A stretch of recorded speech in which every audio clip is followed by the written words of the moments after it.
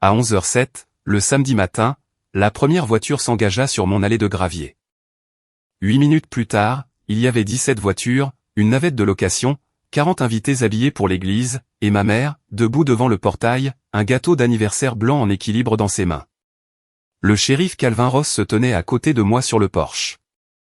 Ma mère regarda par-delà lui, vers la fenêtre de l'étage où elle croyait que ma fille de 15 ans attendait d'être enfermée à clé, pendant que des étrangers envahissaient notre maison. Puis, elle se tourna vers la caméra près du portail et sourit. « Grace, appelait-elle assez fort pour que tout le monde l'entende, dites au shérif que c'est une fête de famille. Dites-lui que vous nous avez invités. » Je ne bougeais pas. 5 jours plus tôt, j'avais expliqué que Willa venait de rentrer à la maison après une greffe de moelle osseuse. Ses médecins m'avaient prévenu qu'une simple infection respiratoire pourrait la renvoyer à l'hôpital. Il ne pouvait y avoir ni foule, ni visiteur surprise, ni aucune exception faite pour un anniversaire. Ma mère avait répondu par 4 mots, enferme-la à l'étage. J'avais alors répondu, d'accord. Elle pensait que j'avais cédé. Ce que ces mots signifiaient vraiment, c'est que j'avais cessé d'essayer de lui faire comprendre. Maintenant, 40 personnes me fixaient. Certaines semblaient en colère, d'autres confuses, et plusieurs tenaient des enveloppes scellées que mes parents leur avaient demandé de signer après la découpe du gâteau. Mon père s'avança et dit au shérif que le chagrin m'avait rendu instable. Ma mère ajouta que je tenais leur petite fille malade à l'écart de tous ceux qui l'aimaient. La caméra à côté du portail continuait d'enregistrer, car c'était la partie qu'ils avaient planifiée. Ils me voulaient effrayée. Ils me voulaient hurlante. Surtout, ils voulaient que 40 témoins se souviennent de la version de moi qu'ils avaient déjà couchée sur le papier. Le shérif Ross ouvrit le dossier qu'il tenait à la main et regarda mes parents. « Madame, avant que quiconque n'entre sur cette propriété, nous devons discuter de ce qui s'est passé ici la nuit dernière. » Le sourire de ma mère s'évanouit. Elle croyait que j'avais appelé le 911 parce que j'avais peur d'une fête. Elle n'avait aucune idée que j'avais appelé parce qu'elle et mon père avaient tenté de forcer l'entrée de la maison où ma fille immunodéprimée se remettait, après avoir reçu un avis écrit de ne pas approcher. Elle n'avait aucune idée non plus que l'un de ses propres invités portait une déclaration décrivant ma crise de nerfs publics, avant même que je ne sois sorti. Restez avec moi pour découvrir comment mes parents ont transformé leur anniversaire en un piège, et abonnez-vous à la chaîne pour plus d'histoires sur la trahison familiale, la justice et le courage de protéger les gens que nous aimons. 5 jours plus tôt, je ramenais Willa du centre de greffe, sous un ciel pâle de l'Ohio. Elle était assise sur le siège passager, portant un masque gris doux et un bonnet tricoté sur la fine repousse de ses cheveux. À 15 ans, elle était assez grande pour comprendre chaque avertissement que ses médecins nous avaient donné, mais assez jeune pour que je veuille encore la protéger de la peur qui se cachait derrière ces avertissements. Pendant des semaines, j'avais imaginé son retour à la ferme. Je visualisais les érables le long de l'allée, le porche qui faisait le tour de la maison, et le petit sentier menant au-delà de la grange. Je voulais que la maison soit comme la fin de quelque chose de terrible. Les médecins avaient bien pris soin de ne pas nous laisser croire cela. Willa avait survécu à la greffe, mais son système immunitaire était encore en pleine reconstruction.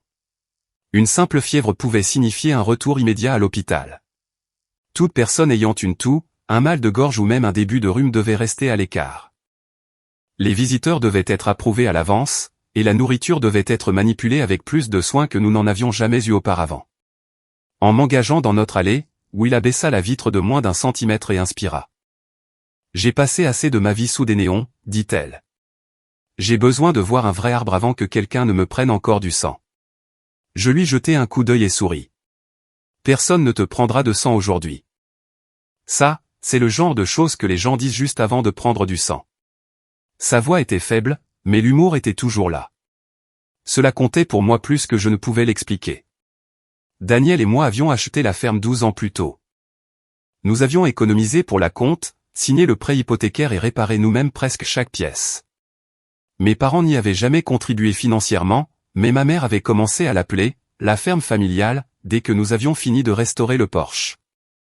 Je l'avais corrigé au début, puis j'avais fini par laisser tomber. Daniel avait l'habitude de me dire que ma mère considérait toute limite non défendue comme une invitation. Il le disait gentiment, sans jamais essayer de me faire choisir entre lui et ma famille. Il était parti depuis 3 ans, mais j'entendais sa voix clairement alors que je me garais à côté de la maison. Willa regarda vers l'érable où Daniel avait autrefois accroché une balançoire faite d'un pneu pour elle. Elle avait 3 ans quand nous nous sommes mariés, et l'une de mes photos préférées la montrait marchant entre nous après la cérémonie, tenant une de nos mains dans chacune des siennes. Elle fixa l'arbre pendant plusieurs secondes. Papa aurait détesté toutes ces règles, dit-elle. Il aurait détesté que tu en aies besoin, répondis-je. Il les aurait toutes suivies. À l'intérieur, la ferme ne ressemblait plus à la maison que nous avions quittée des mois plus tôt. Avant de ramener Willa, j'avais enlevé les tapis superflus, lavé chaque couverture et déplacé les plantes du salon pour que la terre humide ne devienne pas une autre source d'inquiétude. Une bouteille de désinfectant pour les mains se trouvait à côté de la porte d'entrée. Sur le mur de la cuisine, j'avais scotché un tableau de médicaments avec des cases pour le matin, l'après-midi et le soir. Un thermomètre numérique reposait à côté d'une liste de numéros d'urgence, y compris la ligne 24 heures sur 24 du centre de greffe. Willa étudia l'agencement. Tu as transformé le salon en poste d'infirmière. Je préfère centre de commandement. Est-ce qu'un centre de commandement peut avoir du chocolat chaud? Quand ton équipe de soins l'autorisera. Elle grogna, mais sans réelle plainte. Elle s'installa sur le canapé et regarda par les fenêtres, vers les champs. Pour la première fois depuis des mois, il n'y avait aucune machine qui bourdonnait autour d'elle, aucun pas ne passait devant sa porte toutes les quelques minutes. Le silence semblait fragile. Je voulais le protéger de mes deux mains, empêcher quiconque de le briser. Ma mère avait déjà mis ce silence à l'épreuve alors que Willa était encore à l'hôpital. 2 semaines avant sa sortie, Marjorie était arrivée à l'étage de la greffe avec 2 femmes de son église. Elle ne m'avait pas appelé avant. Elle était simplement apparue au bureau de la sécurité et avait dit à l'infirmière que Willa avait besoin de prières et de visages familiers. Les femmes étaient gentilles, pour autant que je sache, mais l'une d'elles avait récemment mentionné qu'elle se remettait d'une toux persistante. J'ai demandé au personnel de ne pas les laisser monter. Ma mère m'a appelé depuis le hall. Tu m'humilies devant des gens qui sont venus parce qu'ils se soucient de nous. C'est une unité protégée, maman. Willa ne peut pas avoir de visiteurs surprises. Elles ont conduit 40 minutes. Ça ne change rien à son système immunitaire. Elle a dit à nos proches que j'utilisais la maladie de Willa pour couper les ponts avec la famille. Le lendemain après-midi, 3 personnes m'avaient envoyé des messages prudents, me demandant si j'étais dépassé, comme si l'épuisement m'avait rendu déraisonnable. J'essayais encore de préserver la relation. Tous les quelques jours, j'envoyais à mes parents une photo de Willa. Je proposais des appels vidéo quand elle avait assez d'énergie. J'ai promis qu'une fois que le docteur Patel aurait approuvé les visites, nous pourrions organiser une courte rencontre avec des masques et sans contact physique. Ma mère n'a jamais répondu à ces offres spécifiques. Elle répondait par des messages sur la douleur d'être traitée comme une étrangère. Ce premier après-midi à la maison, où il a dormi pendant près de 3 heures. J'ai vérifié sa température 2 fois sans la réveiller, puis je me suis assise à la table de la cuisine pour répondre à des messages du travail. J'avais repris la comptabilité à distance par petites plages, assez pour garder nos factures organisées sans la laisser seule. Le soir, elle réussit à manger un demi-bol de soupe. Nous avons regardé un vieux jeu télévisé ensemble, et pendant près de 40 minutes, nos vies ont semblé ordinaires. À 21h17, mon téléphone vibra sur la table basse. C'était un message de groupe de ma mère. Mon père, ma tante Éléanore et plusieurs autres parents y étaient inclus. Changement de plan pour notre 40e anniversaire. Le lieu initial n'est plus disponible. Grèce, libère la ferme d'ici vendredi. Nous y recevrons 40 invités samedi. Je l'ai lu 2 fois, car mon esprit rejetait les mots la première fois. Willa était blottie sous une couverture à côté de moi. Elle n'a pas remarqué mon expression, car elle regardait un candidat peiné à répondre à une question sur les capitales d'État. J'ai emporté mon téléphone dans la cuisine avant de répondre. Il doit y avoir un malentendu. Aucun rassemblement ne peut avoir lieu ici pendant que Willa est en convalescence. Ces médecins ont interdit les foules et les visiteurs non approuvés. Ma mère ne répondit pas immédiatement. Pendant un instant, je me suis convaincu qu'elle avait oublié la date de sortie. Peut-être que le lieu avait annulé soudainement et qu'elle avait envoyé le message sans réfléchir. Il était plus facile de croire à la négligence qu'à l'intention. Puis mon père répondit. Nous n'avons besoin que des pièces du rez-de-chaussée et du jardin. Toi et Willa n'aurez pas à participer. Les dispositions ont déjà été prises. Il n'y avait aucune question dans son message, aucune excuse, aucune demande de permission. Il écrivait comme un homme informant un directeur d'hôtel de l'heure d'arrivée de ses invités. Je regardais par l'embrasure de la porte ma fille endormie sous la couverture, enfin en sécurité dans la maison que Daniel et moi avions construite pour elle. C'est à ce moment-là que j'ai compris. Mes parents ne demandaient pas à emprunter ma ferme. Ils me disaient quand ils comptaient en prendre possession. Le message de mon père resta sur l'écran pendant que je me tenais dans la cuisine, écoutant le murmure de la télévision depuis la pièce voisine. Il n'avait besoin que des pièces du rez-de-chaussée et du jardin, selon lui. Willa et moi n'aurions pas à participer, comme si rester cachés dans notre propre maison était un compromis raisonnable. Je ne voulais pas d'une autre dispute menée par message de groupe. Les textos permettaient à ma mère d'ignorer chaque point qui lui déplaisait, pour ensuite ne montrer à la famille que les réponses qui la faisaient paraître blessée. Je suis allé dans la buanderie, j'ai fermé la porte et je l'ai appelée directement. Elle a répondu à la 3e sonnerie. Je savais que tu te calmerais une fois que tu y aurais réfléchi, dit-elle. Je n'appelle pas parce que j'ai changé d'avis. J'appelle pour m'assurer qu'il n'y a aucun malentendu. Ma mère laissa échapper un lent soupir, le genre qu'elle utilisait pendant mon enfance chaque fois qu'elle voulait que je sache que je compliquais une affaire simple. J'ai expliqué que Willa ne pouvait pas rester à l'étage pendant que 40 personnes se rassemblaient en bas. Ces invités entreraient par les mêmes portes, respireraient le même air intérieur, utiliseraient les mêmes salles de bain, toucheraient les mêmes rampes et se déplaceraient dans les mêmes couloirs. Garder ma fille dans une seule chambre ne transformerait pas le reste de la maison en un environnement sûr. On peut mettre un panneau sur les escaliers, dit ma mère. Personne ne s'approchera d'elle. Ce n'est pas suffisant. Tu parles comme si tous nos proches étaient porteurs d'une maladie. Je parle comme son équipe de greffe m'a appris à parler. Quelqu'un peut être contagieux avant même de savoir qu'il est malade. La voix de mon père se fit entendre en arrière-plan quelques secondes plus tard. Ma mère mit l'appel sur haut-parleur. Walter commençait rarement les disputes familiales. Il préférait laisser ma mère faire les demandes, puis intervenir une fois que je résistais, afin de pouvoir se présenter comme le plus raisonnable. Tu as fait valoir ton point de vue, Grace, dit-il. Maintenant, tu dois écouter le nôtre. Il n'y a rien à négocier concernant la sécurité médicale de Willa. C'est exactement le problème. Chaque règle devient définitive parce que tu y attaches le mot médical. Je serrai le bord de la machine à laver, me rappelant que la colère ne les ferait pas écouter. J'ai répété ce que le docteur Patel avait dit avant la sortie. Le système immunitaire de Willa était encore en reconstruction, une infection respiratoire de routine pouvait devenir une urgence. Même un bref rassemblement créait des risques que ces médecins nous avaient spécifiquement avertis d'éviter. Ma mère m'interrompit avant que je ne finisse. Alors, enferme-la à l'étage. Pendant un instant, j'ai cru avoir mal entendu. Elle continua de la même voix calme. Monte-lui ses repas, garde la porte fermée, et laisse le reste d'entre nous avoir un après-midi. Tu ne peux pas laisser la maladie de cet enfant contrôler chaque personne de la famille. Je fixai la porte de la buanderie. Mes parents n'avaient rendu visite à Willa à l'hôpital que 2 fois, mais je leur avais envoyé des nouvelles après chaque rendez-vous important. Ils savaient pourquoi nous portions des masques en public, pourquoi les visiteurs devaient être approuvés. Ils savaient que j'avais passé des jours à nettoyer la ferme avant de la ramener à la maison. Jusqu'à ce moment, une partie de moi avait encore cru qu'ils ne comprenaient pas. Maintenant, je savais qu'ils comprenaient parfaitement. Ils croyaient simplement que leur anniversaire comptait davantage. Elle ne contrôle personne, dis-je. Elle se remet d'une greffe de moelle osseuse. Mon père émit un son impatient. 40 personnes ont réservé leur samedi. Certaines ont organisé leur transport. Ta mère a déjà parlé au traiteur. Nous n'allons pas tout annuler à cause d'une seule peur. Ce n'est pas une peur, c'est une instruction médicale. Tu as toujours su comment faire passer tes préférences pour des urgences, répliqua-t-il. Cette phrase me ramena à des années de conversation. Quand je ne voulais pas que des proches arrivent à l'improviste, j'étais inflexible. Quand je ne prêtais pas d'argent, j'étais méfiante.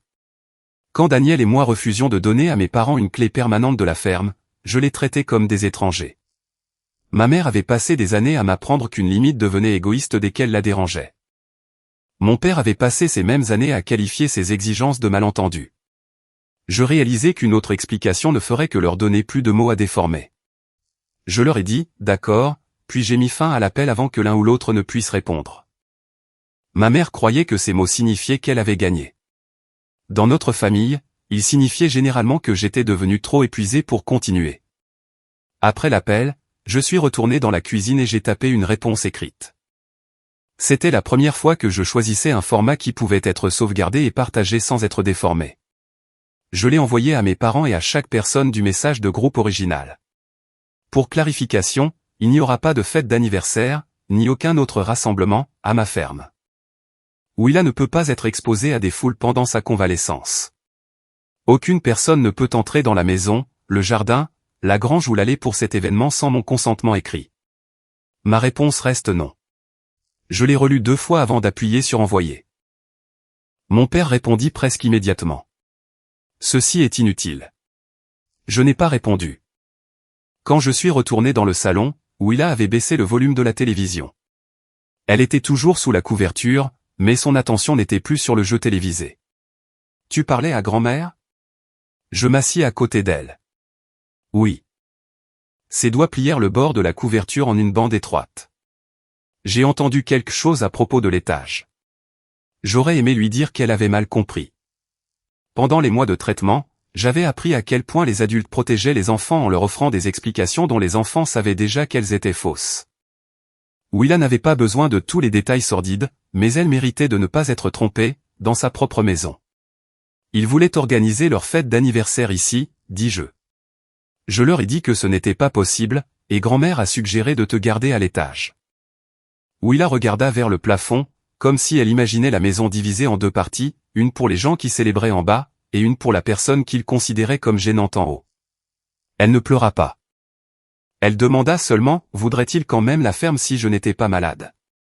La question me fit mal, car elle essayait de calculer si sa maladie avait causé le conflit. Elle avait passé assez de temps à regarder les adultes discuter d'horaires, de factures, de règles d'hôpital et d'événements manqués. Elle comprenait que son traitement avait changé nos vies, mais elle avait commencé à confondre le changement avec la culpabilité. Cela n'arrive pas parce que tu es malade, dis-je. Cela arrive parce qu'on leur a dit non, et qu'ils ont décidé que ta sécurité était moins importante que d'obtenir ce qu'ils voulaient. Mais si j'allais mieux, ils pourraient avoir la fête. Même si tu étais en parfaite santé, ils auraient quand même besoin de demander. C'est notre maison. Ce n'est pas un prix qui devient disponible quand tu as besoin de moins de soins. Elle étudia mon visage. Sont-ils en colère contre moi?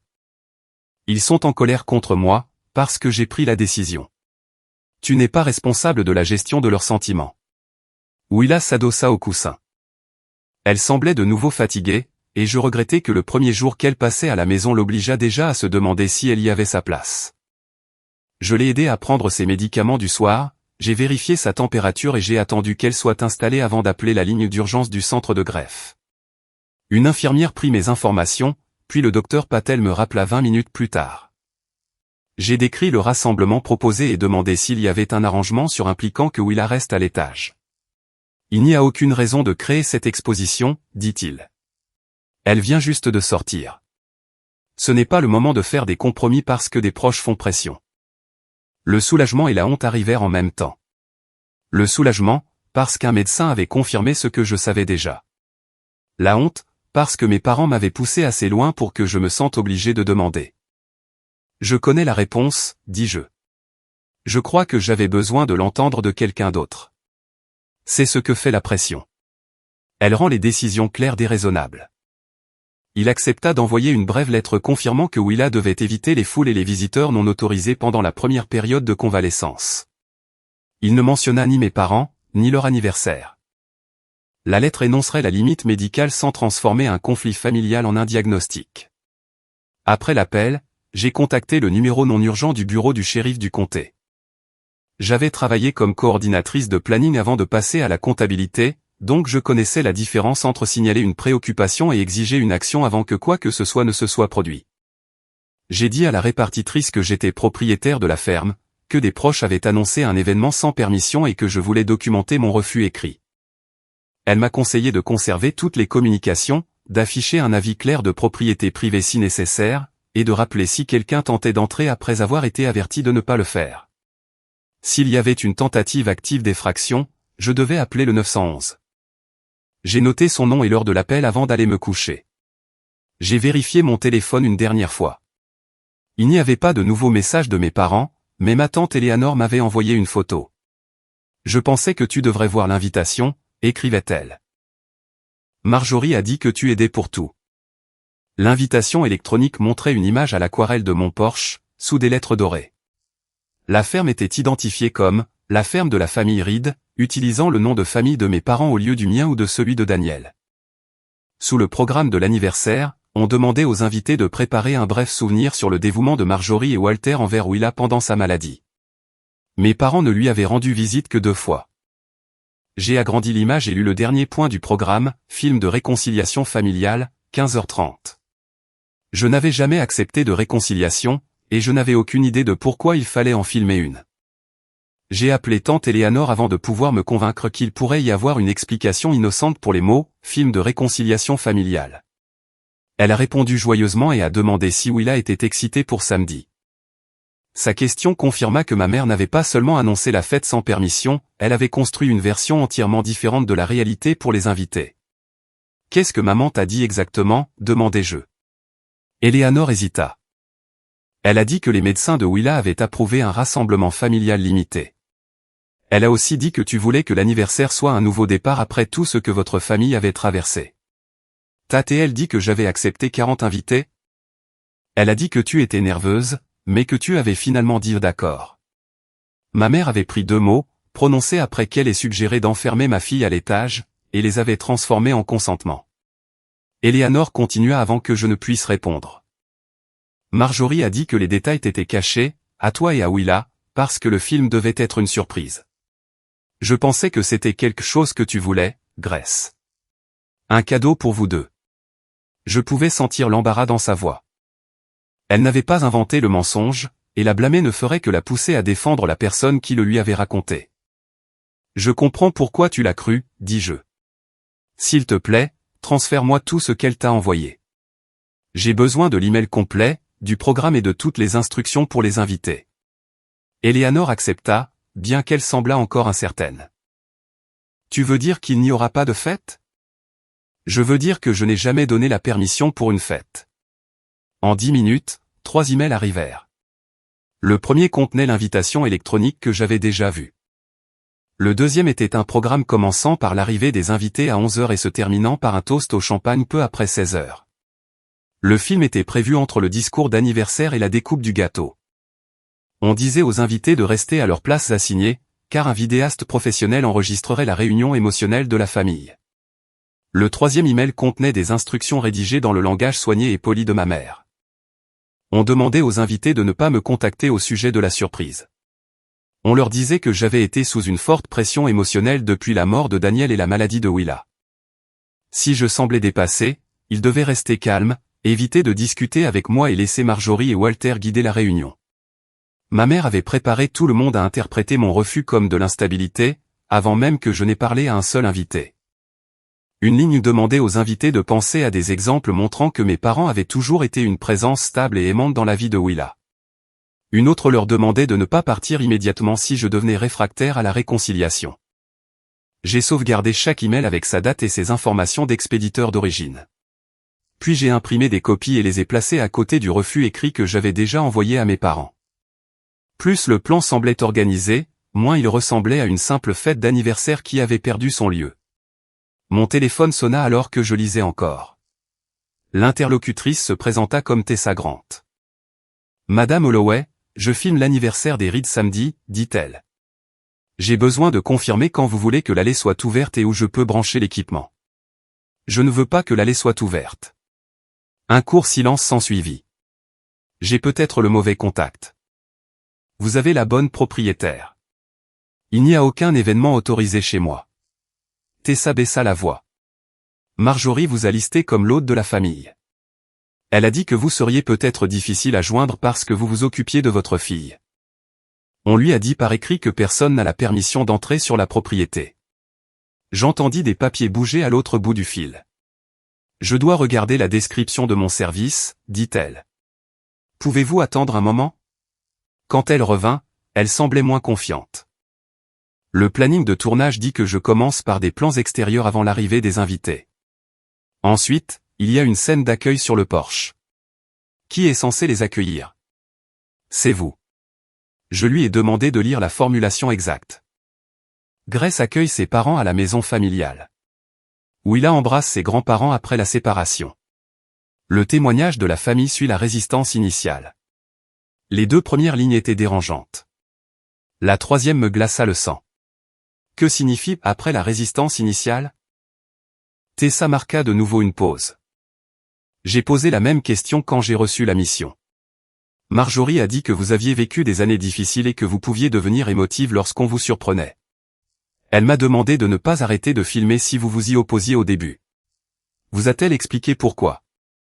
Elle a dit que la famille avait besoin d'un enregistrement honnête de tout le processus de guérison, pas seulement des moments agréables.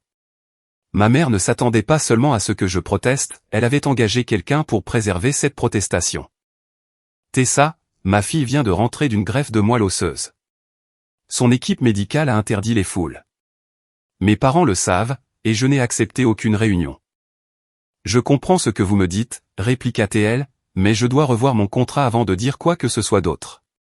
J'ai été engagé pour documenter un anniversaire, pas pour m'impliquer dans un conflit familial. Sa prudence me frustrait, mais elle était aussi logique. Elle ne me connaissait pas, et elle avait un contrat professionnel avec un client payant. Je n'avais pas besoin qu'elle devienne ma défenseur.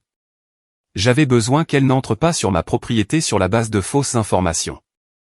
S'il vous plaît, revoyez-le, dis-je. Je vous enverrai mon avis écrit indiquant que l'événement n'est pas autorisé. Je confirmerai que je l'ai reçu, mais je ne peux rien promettre au-delà de ça tant que je n'aurai pas parlé à mon conseiller commercial. Après avoir mis fin à l'appel, j'ai envoyé l'avis et j'ai sauvegardé sa réponse en accusant réception. Willa apparut dans l'embrasure de la porte de la cuisine, portant une vieille tablette contre sa poitrine. Elle avait mis un pyjama propre et noué un foulard lâchement autour de sa tête. « Maman, je crois que tu devrais voir quelque chose. » J'ai fermé le dossier avant qu'elle ne s'assoie. Elle posa la tablette sur la table et ouvrit un fil de messages que je n'avais jamais vu. Les messages venaient de mes parents. Marjorie avait commencé à écrire à Willa pendant son séjour à l'hôpital, lui demandant si elle se sentait seule et si je lui permettais de parler en privé avec des proches. Au début, les questions semblaient assez douces. Puis elles ont changé. Te sens-tu parfois piégé parce que ta mère s'inquiète trop? Te sentirais-tu plus en sécurité pour te rétablir chez nous? Penses-tu que tu devrais être assez grande pour choisir qui te rend visite? Ta mère t'a-t-elle dit que tu n'as pas le droit de nous voir? Willa n'avait répondu que quelques fois. Elle leur disait qu'elle était fatiguée, que l'hôpital avait des règles et qu'elle voulait rentrer à la maison avec moi. Mon père répondit que les enfants protègent parfois un parent, même lorsque le parent prend de mauvaises décisions. La formulation ne ressemblait pas à des grands-parents prenant des nouvelles d'un enfant malade. Elle ressemblait à des questions conçues pour produire des réponses particulières. « Depuis combien de temps t'envoie-il ça ?» demandai-je. « Depuis avant la greffe. »« Pourquoi ne m'as-tu rien dit ?» Willa baissa les yeux sur l'écran. « Tu faisais déjà tout. Je pensais que si je les ignorais, ils arrêteraient. » Elle avait mis les notifications en sourdine pour que je ne les entende pas pendant que nous étions à l'hôpital. Ma fille de 15 ans recevait des médicaments, se préparait à une greffe, et gérait discrètement mes parents parce qu'elle pensait que me protéger était une autre tâche qu'elle devait assumer. « Tu n'as jamais à cacher quelque chose comme ça pour me faciliter la vie, dis-je. Je savais que tu t'inquiéterais. Je suis ta mère. M'inquiéter de la pression qu'on te met fait partie de mon travail. » Elle me fit un petit sourire fatigué. Ça a l'air épuisant. Ça peut l'être. Ce n'est toujours pas ta responsabilité. Je n'ai pas lu tous les messages à ce moment-là. Willa m'en avait déjà donné assez pour comprendre leur méthode, et je ne voulais pas transformer sa convalescence en un interrogatoire. J'ai photographié le fil, enregistré les dates et placé la tablette dans le tiroir de mon bureau, avec sa permission. Ma mère appela 1 heure plus tard. Sa voix avait changé. Les ordres avaient disparu, remplacés par une patience blessée. « Grace, tu alarmes des gens qui essaient seulement de nous aider à guérir.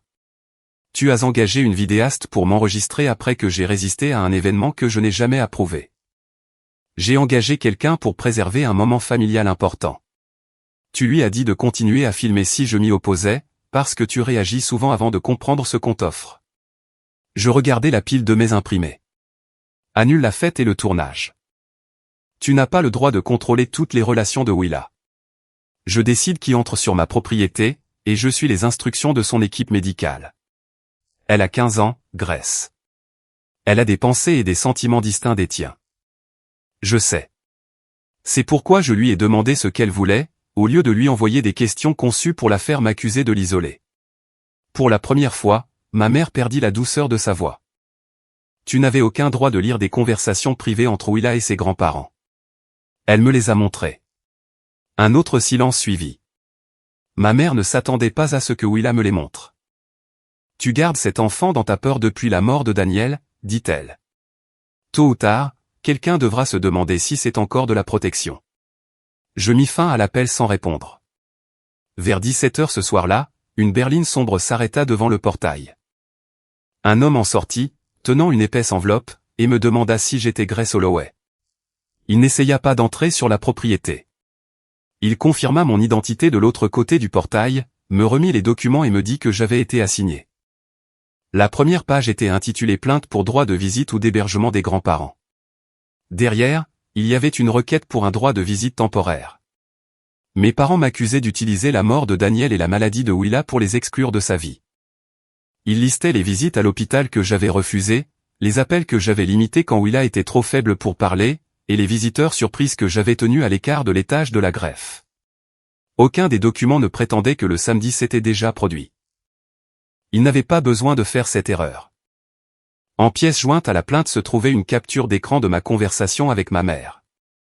Elle montrait son annonce de la venue de 40 invités, suivie de ma réponse, d'accord. L'image s'arrêtait là. Elle n'incluait pas son instruction d'enfermer Willa à l'étage. Elle n'incluait pas mon refus écrit. Elle n'incluait pas l'avertissement que personne n'avait la permission d'entrer à la ferme. Je plaçai l'image recadrée à côté de la conversation complète, et je compris enfin pourquoi ma mère avait besoin d'une caméra, d'un public, et d'une fille dont elle s'attendait à ce qu'elle résiste. La plainte contenait des accusations, mais pas assez de preuves. Samedi n'avait jamais été destiné à célébrer un mariage ou à réparer une famille. Il était destiné à fabriquer les preuves que mes parents n'avaient pas encore. Le lendemain matin, j'ai apporté les papiers du tribunal au bureau de Lina Ortiz, avec le fil de message complet, les emails transférés par Eleanor, les instructions de sortie du docteur Patel, et des photos des messages que mes parents avaient envoyés à Willa. Lina était une avocate en droit de la famille, recommandée par un programme d'aide juridique lié au centre de greffe. Son bureau était petit et pratique, avec 2 classeurs, une bibliothèque bondée et aucune promesse encadrée de gagner des cas impossibles. Elle a lu la plainte sans m'interrompre. Quand elle est arrivée à l'image recadrée montrant l'annonce de ma mère et ma réponse, elle l'a placée à côté de la conversation complète sur mon téléphone. Ils ont tout enlevé avant et après le d'accord, dit-elle. Ils ont omis la partie où elle me disait d'enfermer Willa à l'étage. Ils ont aussi omis votre refus écrit et l'avis que personne n'avait la permission d'entrer sur la propriété. J'ai demandé si ces omissions suffisaient à faire disparaître l'affaire. Lina secoua la tête. Les tribunaux ne tranchent généralement pas les affaires familiales à partir d'une seule capture d'écran. Vos parents ont allégué un schéma plus long. Ils disent que vous avez restreint le contact après la mort de Daniel. Refusé les visites à l'hôpital et utilisé l'état de santé de Willa pour empêcher une relation avec eux. Ils sont arrivés à l'hôpital avec des gens que je n'avais jamais approuvés. Je vous crois. Nous devons quand même répondre à chaque allégation avec des dates et du contexte. Elle a expliqué pourquoi le tribunal avait accepté le dépôt de la plainte. Willa était né avant que Daniel et moi ne nous marions. Daniel avait reconnu qu'il était son père, et nous nous étions mariés 2 ans plus tard, mais les circonstances de sa naissance donnaient à mes parents une voie légale pour demander à un tribunal de l'Ohio d'envisager un droit de visite ou d'hébergement. Cela ne signifiait pas qu'ils l'avaient déjà mérité. Cela leur donne la permission de demander, dit Lina. Cela ne leur donne pas un droit automatique d'entrer chez vous, d'ignorer les instructions médicales ou de décider quand Willa doit les voir. J'avais passé la nuit à craindre que recevoir des papiers du tribunal signifie que j'avais déjà perdu une partie de mon autorité en tant que mère de Willa. Entendre cette distinction me stabilisa, mais ne supprima pas le danger. Lina tapota le programme de tournage proposé. Cette plainte contient des accusations, mais très peu de soutien indépendant. Ils ont leur propre déclaration, un message recadré et des exemples de visites que vous avez refusées. Samedi semble conçu pour leur donner ce qu'ils n'ont pas encore. Un enregistrement de moi les refusant, de préférence pendant que 40 personnes regardent. Le piège devint plus clair lorsqu'elle expliqua comment chaque réponse possible pourrait être utilisée. Si j'ouvrais le portail, j'exposerais l'environnement de convalescence de Willa à une foule et affaiblirais mon affirmation selon laquelle les restrictions médicales étaient nécessaires. Si j'affrontais mes parents avec colère devant la caméra, ils pourraient présenter les images comme la preuve que le chagrin et la peur m'avaient rendu irrationnel. Si je restais à l'intérieur et refusais de parler, ils pourraient filmer une porte fermée pendant que 40 invités se décrivaient comme une famille aimante se voyant refuser l'accès. Ils ont conçu une situation où chaque réaction peut être montée dans leur histoire, dit Lina. Qu'est-ce que je suis censé faire? Nous éloignons Willa du danger. Nous ne communiquons que par écrit. Nous documentons chaque alternative raisonnable que vous proposez, et nous ne jouons pas pour leur caméra. Elle n'a pas promis de détruire mes parents au tribunal. Elle n'a pas dit que le juge reconnaîtrait la vérité dès l'ouverture des documents. Au lieu de cela, elle a expliqué ce qu'elle pouvait faire dans le cadre d'un mandat à portée limitée. Elle préparerait la réponse à la requête d'urgence, organiserait les preuves, communiquerait les propositions formelles à mes parents et m'aiderait à préserver la différence entre la protection médicale et l'isolement familial. Les honoraires n'étaient pas minces, mais ils étaient possibles. Daniel et moi avions constitué un fonds d'urgence pendant les années où son travail dans la construction était imprévisible. J'en avais utilisé une partie après sa mort, et plus encore pendant le traitement de Willa, mais il en restait assez pour payer la provision initiale. J'ai signé l'accord sans prétendre que la dépense ne m'effrayait pas. Mes parents avaient créé une crise, et défendre ma fille coûtait maintenant de l'argent que Daniel et moi avions économisé pour des urgences que nous n'avions jamais imaginées. Quand je suis rentré à la maison, Willa était assise à la table de la cuisine avec un livre de puzzle et une tasse de thé qu'elle avait laissé refroidir. Je me suis assise en face d'elle et j'ai gardé une voix neutre. J'ai besoin de te poser une question, et il n'y a pas de réponse que tu es censé me donner. Son crayon s'arrêta. Veux-tu voir grand-mère et grand-père en ce moment? Elle regarda par la fenêtre avant de répondre. Ils me manquent, tels qu'ils étaient avant. J'ai attendu. Préparer des biscuits de Noël avec grand-mère me manque. Grand-père qui m'apprend des jeux de cartes et fait semblant de ne pas me laisser gagner me manque. Elle frotta la gomme avec son pouce. Mais je ne veux pas voir les gens qui n'arrêtent pas de demander si tu m'as piégé. C'est une réponse suffisante. Je voudrais peut-être les voir plus tard. Tu as le droit de changer d'avis plus tard. Elle parut soulagée que je ne lui ai pas demandé de choisir entre les aimer et avoir peur de ce qu'il faisait. Je ne veux pas de 40 personnes ici, dit-elle. Je ne veux pas que tout le monde me regarde comme si j'étais une preuve. Je tendis la main à travers la table et couvris la sienne. Tu ne seras pas là quand ils arriveront. Son expression changea immédiatement. On quitte notre maison à cause d'eux. Pour un week-end. Le centre de greffe a un appartement familial près de l'hôpital. Il l'utilise quand les patients ont besoin de soins de suivi, ou quand la maison est temporairement dangereuse. Cette maison n'est pas dangereuse. Les gens qui prévoient d'y entrer sans permission sont le danger. Partir pour 2 nuits ne leur donne pas la maison, cela te tient à l'écart de ce qu'ils essaient de créer. Elle n'aimait pas la réponse, mais elle la comprenait. Cet après-midi-là, Lina envoya à mes parents une proposition écrite. Willa participerait à un bref appel vidéo supervisé le jour de leur anniversaire, si elle se sentait assez bien. Après que le docteur Patel aurait approuvé une visite en personne, j'envisagerais d'organiser une courte rencontre avec seulement Marjorie et Walter, à condition qu'ils respectent toutes les exigences médicales. La proposition leur donnait ce qu'ils prétendaient vouloir, un contact avec leur petite fille, la reconnaissance de leur anniversaire et une voie vers une visite future. Ma mère la rejeta en moins de 20 minutes. Un appel vidéo n'est pas une réconciliation familiale, écrivit-elle. 40 personnes viennent déjà, et nous n'allons pas leur expliquer à nouveau ton comportement. Lina me transmit la réponse avec une seule phrase, ils viennent de rejeter une alternative médicalement sûre. Le refus de ma mère ne me surprit pas, mais il clarifia ce que Willa et moi n'avions jamais été censés fournir. Il ne s'agissait pas de voir leur petite fille. Un appel privé ne pouvait pas produire un public, une confrontation dramatique ou des images de moi tenant tête à toute une famille. La lettre du docteur Patel arriva avant la fin de la journée. Elle faisait moins d'une page et utilisait un langage que n'importe quel juge pouvait comprendre. Willa est dans une phase précoce et médicalement vulnérable de sa convalescence suite à une greffe de moelle osseuse. L'exposition à un grand rassemblement crée un risque évitable d'infection. Empêcher 40 visiteurs d'entrer dans sa résidence est cohérent avec des soins appropriés et ne doit pas être interprété comme un isolement social arbitraire. J'ai imprimé 3 copies. La coordinatrice de la greffe a également confirmé qu'un appartement familial subventionné près de l'hôpital serait disponible du vendredi après-midi au dimanche. Il n'était pas luxueux, mais il était propre, proche des soins d'urgence et conçu pour les familles vivant sous les mêmes restrictions que nous. Avec l'aide de Lina, j'ai envoyé un dernier avis à mes parents par email, SMS et courrier recommandé. Aucun événement d'anniversaire n'est autorisé. Aucun invité, vendeur, parent ou entrepreneur n'a la permission d'entrer dans l'allée, le jardin, la grange, le porche ou la ferme. Toute tentative d'entrée après réception de cet avis sera signalée. J'ai changé le code des serrures électroniques ce soir-là.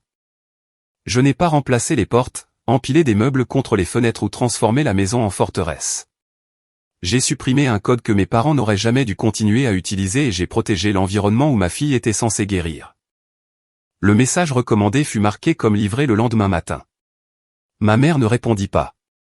Mon père, si. Nous verrons ce que 40 témoins en pensent. J'ai lu la phrase 2 fois, puis je l'ai envoyée à Lina. Jusque-là, une partie de moi s'était demandé si j'attribuais trop d'intention à leur plan d'anniversaire. Le message de Walter mit fin à ce doute. Il n'amenait pas 40 personnes parce que les invités n'avaient nulle part où célébrer. Ils amenaient 40 témoins parce qu'ils croyaient qu'assez de regards pouvaient transformer un mensonge en preuve. Le vendredi après-midi, Willa se tenait au milieu de sa chambre, un sac en toile à ses pieds, et me regardait comme si je lui avais demandé de retourner à l'hôpital. L'appartement familial près du centre de greffe n'était qu'à 20 minutes, et nous ne serions partis que 2 nuits au maximum. Rien de tout cela ne rendait le fait de quitter notre maison plus juste. Pourquoi devons-nous partir alors que ce sont eux qui enfreignent les règles, demanda-t-elle. Nous ne leur donnons pas la maison, dis-je. Nous te tenons à l'écart d'une situation qu'ils nous ont déjà prévenu qu'ils comptaient créer. J'ai quand même l'impression qu'ils nous obligent à partir. Je ne pouvais pas lui dire qu'elle avait tort. Mes parents n'avaient pas encore franchi le portail, mais leur décision changeait déjà où il dormait et ce qu'elle emportait. Elle plaça son journal, intitulé « Jour à la maison », dans le sac. Le docteur Patel lui avait suggéré d'y noter une chose ordinaire qu'elle remarquait chaque jour, afin que la convalescence ne devienne pas un dossier entièrement composé de température, de médicaments et de rendez-vous. À côté du journal, elle emballa une petite plante grasse en pot que Daniel lui avait donnée des années plus tôt. « Tu n'as pas besoin d'apporter la plante pour 2 nuits, dis-je. Elle a été assez seule comme ça. » Je descendis le sac sans discuter. L'appartement était propre et calme, avec 2 petites chambres et une cuisine garnie de vaisselle scellée. Une coordinatrice de la greffe avait vérifié l'espace ce matin-là. Willa y resterait avec mon ami Ruth pendant que je retournerais à la ferme pour sécuriser la maison et récupérer les médicaments que j'avais laissés dans le compartiment verrouillé du réfrigérateur. Ruth me connaissait depuis 15 ans et comprenait que son travail n'était pas de résoudre le conflit. Elle resterait avec Willa, suivrait le calendrier des médicaments et m'appellerait, ou appellerait le centre de greffe, si quoi que ce soit changeait. Avant que je ne parte, Willa m'attrapa la manche. « Tu reviens ce soir ? Dès que je saurai que la maison est sécurisée. Ne laisse pas grand-mère te faire croire que tu fais quelque chose de cruel. » Ces mots m'arrêtèrent. Pendant la majeure partie de sa vie, j'avais cru qu'il était de ma responsabilité de protéger Willa des conflits d'adultes. Maintenant, elle essayait de me protéger de la culpabilité que ma mère avait passé des années à m'apprendre à ressentir. « Je sais ce que je fais, dis-je. Tu n'as pas à prendre soin de moi. Je sais. Je voulais juste que tu t'en souviennes. Je te le promets. » Ruth me suivit dans le couloir et me demanda si je voulais que son mari vienne à la ferme. Non. L'avis écrit est clair, et le bureau du shérif a déjà un dossier sur la situation.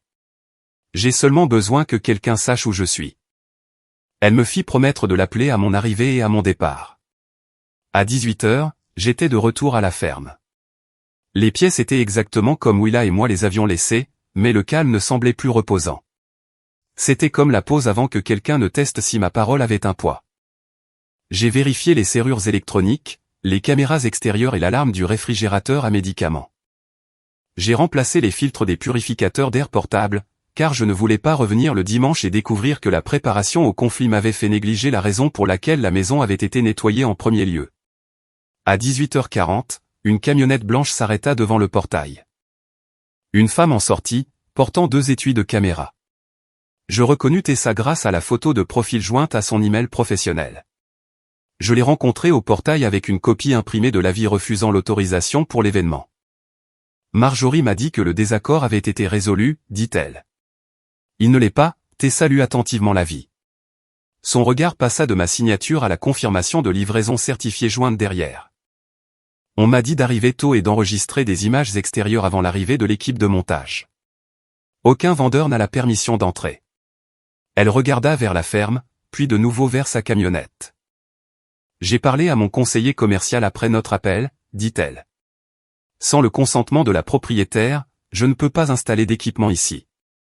Je ne peux pas non plus filmer à travers le portail si le but est de provoquer une confrontation privée. Merci. Je ne prends pas parti, Madame Holloway. Je protège mon entreprise. C'est tout ce que je vous demande. Tessa dit qu'elle informerait Marjorie que la mission ne pouvait pas se dérouler comme prévu. Elle promit également de m'envoyer les instructions de tournage originales, après avoir confirmé qu'elle était légalement autorisée à les partager. Avant de partir, elle jeta un coup d'œil à la fenêtre de l'étage. « Votre fille n'est pas là, n'est-ce pas ?»« Non. » Elle hocha la tête une fois. « C'est probablement mieux ainsi. » Je regardai sa camionnette disparaître sur la route, puis j'appelai Ruth. La température de Willa était normale, et elle dessinait la vue de la cour de l'hôpital depuis la fenêtre de l'appartement dans son journal. Pendant les 2 heures suivantes, rien ne se passa. J'ai chauffé de la soupe, examiné les documents que Lina avait organisés, et j'ai essayé de ne pas vérifier les images de la caméra toutes les quelques minutes. Mes parents avaient reçu l'avis recommandé, Tessa avait refusé la mission, la ferme était verrouillée et Willa était en sécurité. À 20h58, mon téléphone vibra. La caméra de la sonnette montrait mes parents debout devant l'entrée latérale. Un pick-up gris était garé derrière eux, suivi d'un camion-caisse contenant des tables pliantes, des pieds d'éclairage et plusieurs conteneurs en carton imprimés de noms individuels. Un troisième homme se tenait à côté de la porte, portant une veste de travail. Une mallette de serrurier reposait près de ses pieds. J'ai appelé Ruth avant de m'approcher de l'entrée. Ils sont là. Garde la porte de l'appartement verrouillée et ne le dis à Willa que si elle le demande. Tu veux que j'appelle quelqu'un? Pas encore. J'appellerai s'il tente d'entrer. Je me suis dirigé vers la porte latérale mais je l'ai laissée fermée. Ma mère frappa 2 fois. Grace, ouvre la porte. Nous devons nous préparer avant demain. Vous avez un avis écrit indiquant qu'aucun événement n'est autorisé. Nous ne faisons pas la fête ce soir, dit-elle. Nous ne faisons que l'installation. Vous n'avez pas la permission de vous installer. Mon père s'approcha de la porte. C'est une propriété familiale, et tu crées délibérément un conflit inutile. L'acte de propriété est à mon nom. On vous a dit de ne pas entrer. Walter se tourna vers le serrurier. Ouvrez. L'homme ne toucha pas son équipement. J'ai besoin d'une pièce d'identité et d'une preuve que vous êtes autorisé à entrer à cette adresse. Walter tendit son permis de conduire. Le serrurier l'examina. L'adresse est différente. Je suis son père. Notre famille utilise cette maison depuis des années. Cela ne prouve ni la propriété ni la résidence. Ma mère pointa du doigt la porte fermée. Elle est en détresse émotionnelle. Nous avons une affaire judiciaire concernant notre petite fille, et elle essaie de nous empêcher de préparer un rassemblement familial. Le serrurier regarda la porte. La propriétaire est-elle à l'intérieur? Oui, répondis-je à travers la porte. Je suis Grace Holloway. Je possède cette maison, et je n'autorise personne à ouvrir ou à modifier la serrure. L'homme ferma immédiatement sa mallette. Je ne peux pas effectuer le service dans ces circonstances. La voix de Walter se durcit. Nous avons fait tout ce chemin parce que vous avez dit que vous pouviez ouvrir une porte. J'ai dit que je pouvais fournir un service une fois l'autorisation vérifiée. Mon père l'accusa de prendre mon parti. Le serrurier répéta qu'il ne continuerait pas et ramena sa mallette vers son véhicule. Ma mère s'approcha si près de la caméra que son visage remplit l'écran à côté de la porte. Tu te fais passer pour déraisonnable avant même que cette affaire n'ait commencé. J'applique l'avis que vous avez reçu. 40 personnes seront ici demain. Tu comptes te cacher de tout le monde? Je compte garder cette propriété fermée. Walter se dirigea vers le camion-caisse et ouvrit les portes arrière. Pendant un instant, je crus qu'il avait l'intention de partir. Au lieu de cela, il sortit un court pied de biche d'un sac à outils. Le serrurier le vit et cria depuis son véhicule, « Monsieur, n'utilisez pas ça sur la porte. » Walter l'ignora. J'ouvris l'application de la caméra et commençai à enregistrer sous le deuxième angle extérieur. Puis je parlais à travers la porte fermée. « Papa, tu n'as pas la permission d'entrer. Pose l'outil et quitte la propriété. » Il coinça l'extrémité du pied de biche entre le cadre et la porte. « Tu as changé le code pour empêcher tes propres parents d'entrer. » « J'ai changé le code parce que ce n'est pas votre maison. » Il tira une fois. Le cadre en bois émit un craquement sec. J'ai appelé le 911. La répartitrice demanda mon adresse, le nombre de personnes présentes et si quelqu'un avait une arme. Je lui ai dit que mon père utilisait un pied de biche en métal contre une entrée latérale, après avoir reçu un avis écrit lui interdisant l'accès à la propriété. « Êtes-vous à l'intérieur de la maison maintenant » demanda-t-elle. « Oui. La porte est verrouillée. Ma fille n'est pas là. Ne l'affrontez pas à l'extérieur. Les agents sont en route. » Je suis resté en ligne et j'ai décrit les vêtements de Walter, les véhicules et l'emplacement de l'entrée. Ma voix semblait plus calme que je ne l'étais. Des années de coordination d'urgence pour d'autres m'avaient appris que la panique consommait du temps sans fournir d'informations. Walter frappa de nouveau le cadre. Ma mère se tenait derrière lui disant de faire attention à ne pas endommager la porte avant l'arrivée des invités. Le premier véhicule de patrouille atteignit l'allée en 9 minutes. Le shérif Calvin Ross arriva juste derrière. Il ordonna à Walter de s'écarter et de poser le pied de biche au sol. Mon père obéit, bien qu'il continuât d'insister sur le fait que le différend était une affaire familiale privée. Je n'ai ouvert la porte qu'après que le shérif Ross m'ait dit que c'était sûr. Le serrurier lui montra sa pièce d'identité et expliqua qu'il avait refusé le service dès que j'avais refusé l'autorisation. Il confirma que Walter avait pris le pied de biche de son propre véhicule après qu'on lui ait dit de ne pas continuer. J'ai donné au shérif Ross la copie de l'acte de propriété, l'avis recommandé et les messages indiquant que mes parents avaient l'intention de revenir avec 40 personnes. Il inspecta le cadre endommagé, puis s'adressa à Walter et Marjorie. Vous avez été informés par la propriétaire que vous n'êtes pas autorisé sur cette propriété. L'incident de ce soir est maintenant documenté. Si vous revenez sans autorisation, vous pourriez être cité ou arrêté pour violation de propriété. Ma mère croisa les bras. Elle fait ça pour influencer l'affaire du droit de visite. Le shérif Ross ne répondit pas à l'accusation. Il répéta l'avertissement et leur ordonna de retirer les camionnettes et tout l'équipement de l'allée. Walter regarda vers la ferme. Les invités viennent quand même demain, ajouta ma mère. Vous ne pouvez pas empêcher 40 personnes de soutenir une famille. Le shérif Ross leur dit que, comme ils avaient annoncé leur intention de revenir avec une foule après une tentative d'effraction, une unité serait présente à l'heure d'arrivée prévue pour empêcher une autre violation et garder la route dégagée. Mes parents sont partis peu avant 22h30. Le serrurier est resté assez longtemps pour me donner ses coordonnées au cas où une déclaration serait nécessaire. J'ai envoyé les enregistrements de la caméra et les photos du cadre endommagé à Lina. Puis, j'ai appelé Ruth et Neddy à Willa que la maison était sécurisée et que je la rejoindrais bientôt. Alors que je me préparais à partir, un email de Tessa apparut sur mon téléphone. Elle avait joint une capture d'écran des instructions originales de ma mère. La dernière ligne disait, « Les images les plus importantes seront celles de Grace refusant la famille. Continuez à enregistrer si elle se met en colère ou perd le contrôle. » J'ai regardé le cadre de porte fissuré et j'ai compris que ma mère s'attendait à une crise de nerfs. Le lendemain matin, elle avait l'intention d'amener 40 personnes pour l'aider à en créer une. À 11h07, le samedi matin, la première voiture s'engagea sur ma route de gravier. Je me tenais sur le porche de la ferme avec le shérif Calvin Ross lorsque Ruth m'envoya un texto pour dire que la température de Willa était normale. Elle avait pris son petit déjeuner, ses médicaments, et dessinait la cour de l'hôpital depuis la fenêtre de l'appartement. Savoir qu'elle était en sécurité ne rendait pas la file de véhicules plus facile à regarder. En quelques minutes, des voitures remplirent le bas-côté devant le portail. Une navette de location s'arrêta derrière elle, et les gens commencèrent à en sortir, vêtus pour un dîner d'anniversaire à l'église. Certains portaient des cadeaux emballés, d'autres des plats à gratin ou des arrangements floraux calés contre leurs hanches. Plusieurs invités portaient des masques. Ma mère leur avait apparemment dit que Willa pourrait apparaître brièvement à une fenêtre de l'étage ou faire un signe de loin. Les masques donnaient à certains d'entre eux un air prévenant, mais ils prouvaient aussi avec quel soin Marjorie avait mélangé de petits morceaux de vérité dans le mensonge plus vaste. Ce n'étaient pas 40 personnes cruelles arrivant pour mettre en danger un enfant malade. La plupart d'entre eux croyaient avoir été invités à une fête de famille médicalement approuvée. C'est ce qui rendait la scène dangereuse. Ma mère sortit de la voiture de mon père, tenant un gâteau d'anniversaire blanc.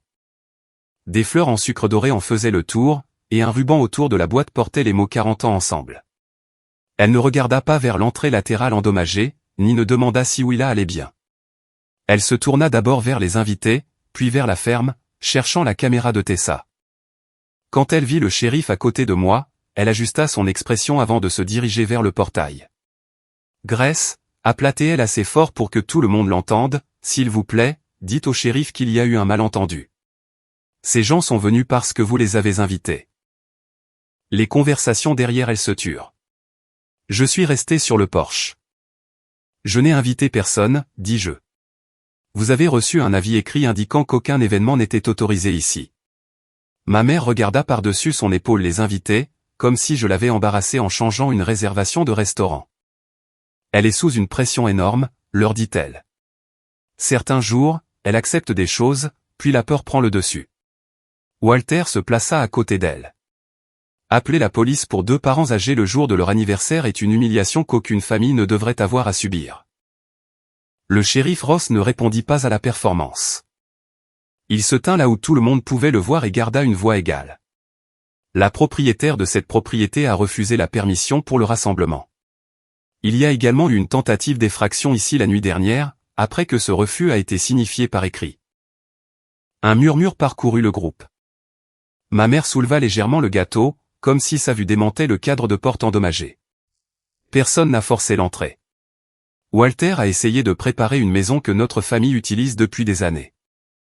L'affaire a été documentée, dit le shérif Ross. Personne ne peut entrer dans l'allée, le jardin, le porche, la grange ou la résidence sans la permission de Madame Holloway. Un des cousins de mon père s'avança.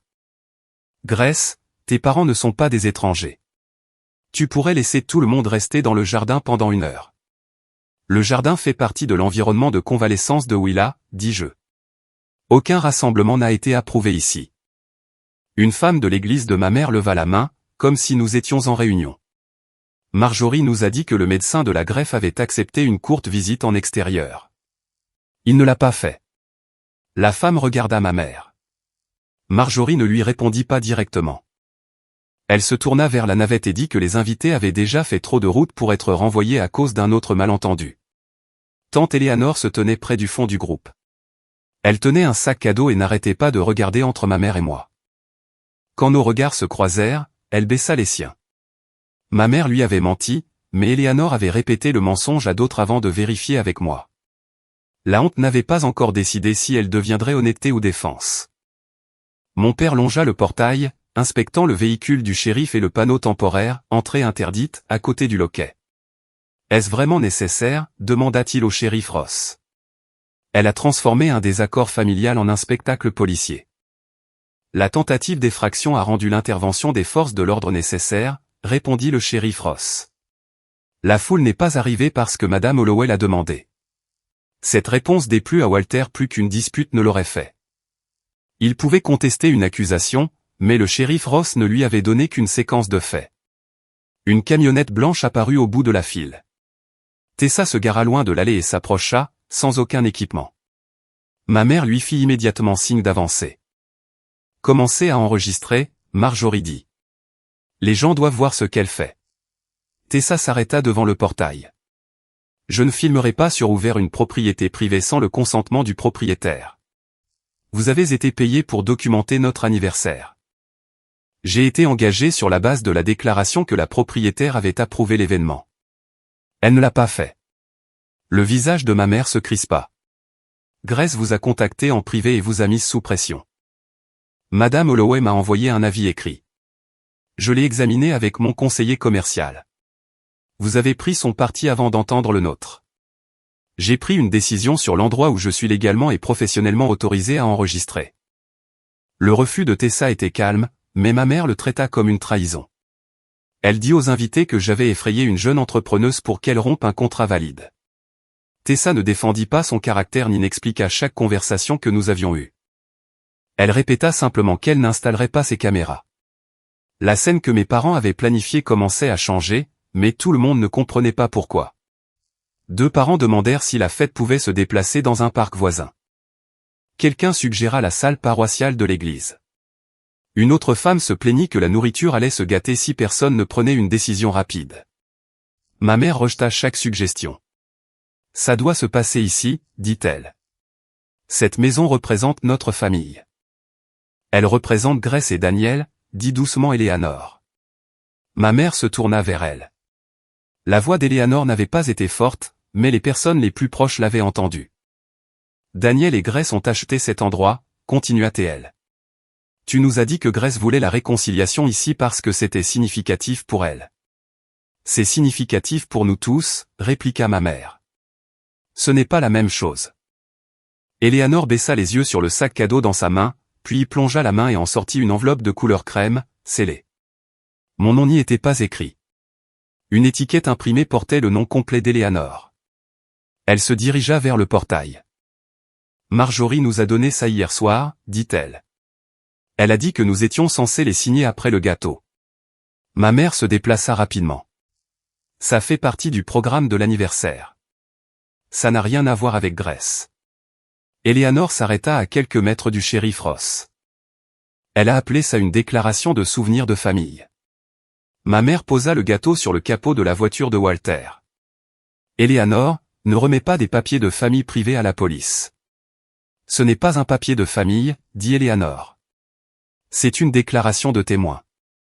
Elle tendit l'enveloppe au shérif Ross, qui me la passa à travers la grille.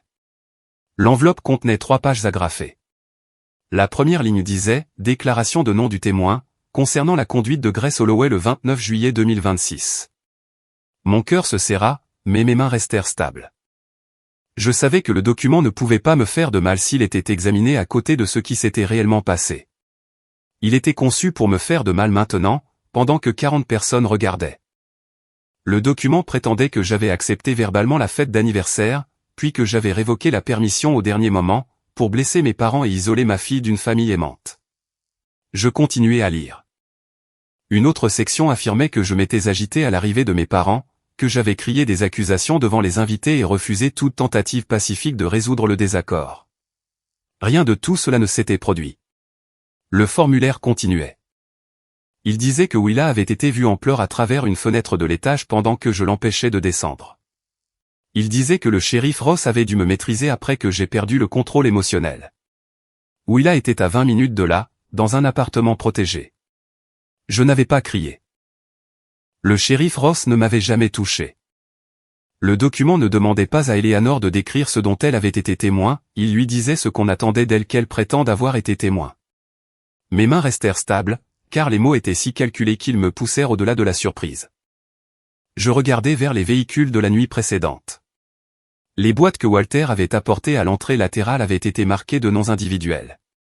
Il n'y avait pas eu un seul brouillon, il y avait 40 déclarations préparées, attendant 40 signatures. Ma mère tendit la main à travers la grille. « Rends-moi ça. » Eleanor n'était pas autorisée à le partager. J'éloignai la page de sa portée. « Qu'est-ce que c'est ? » C'est un projet préliminaire que notre avocat a préparé, au cas où la situation deviendrait pertinente. Sa réponse fit que plusieurs invités se regardèrent. « Tu as dit que c'était un souvenir de famille », répliqua Eleanor. « Ça peut être les deux. Les gens allaient écrire honnêtement ce qu'ils ont vu.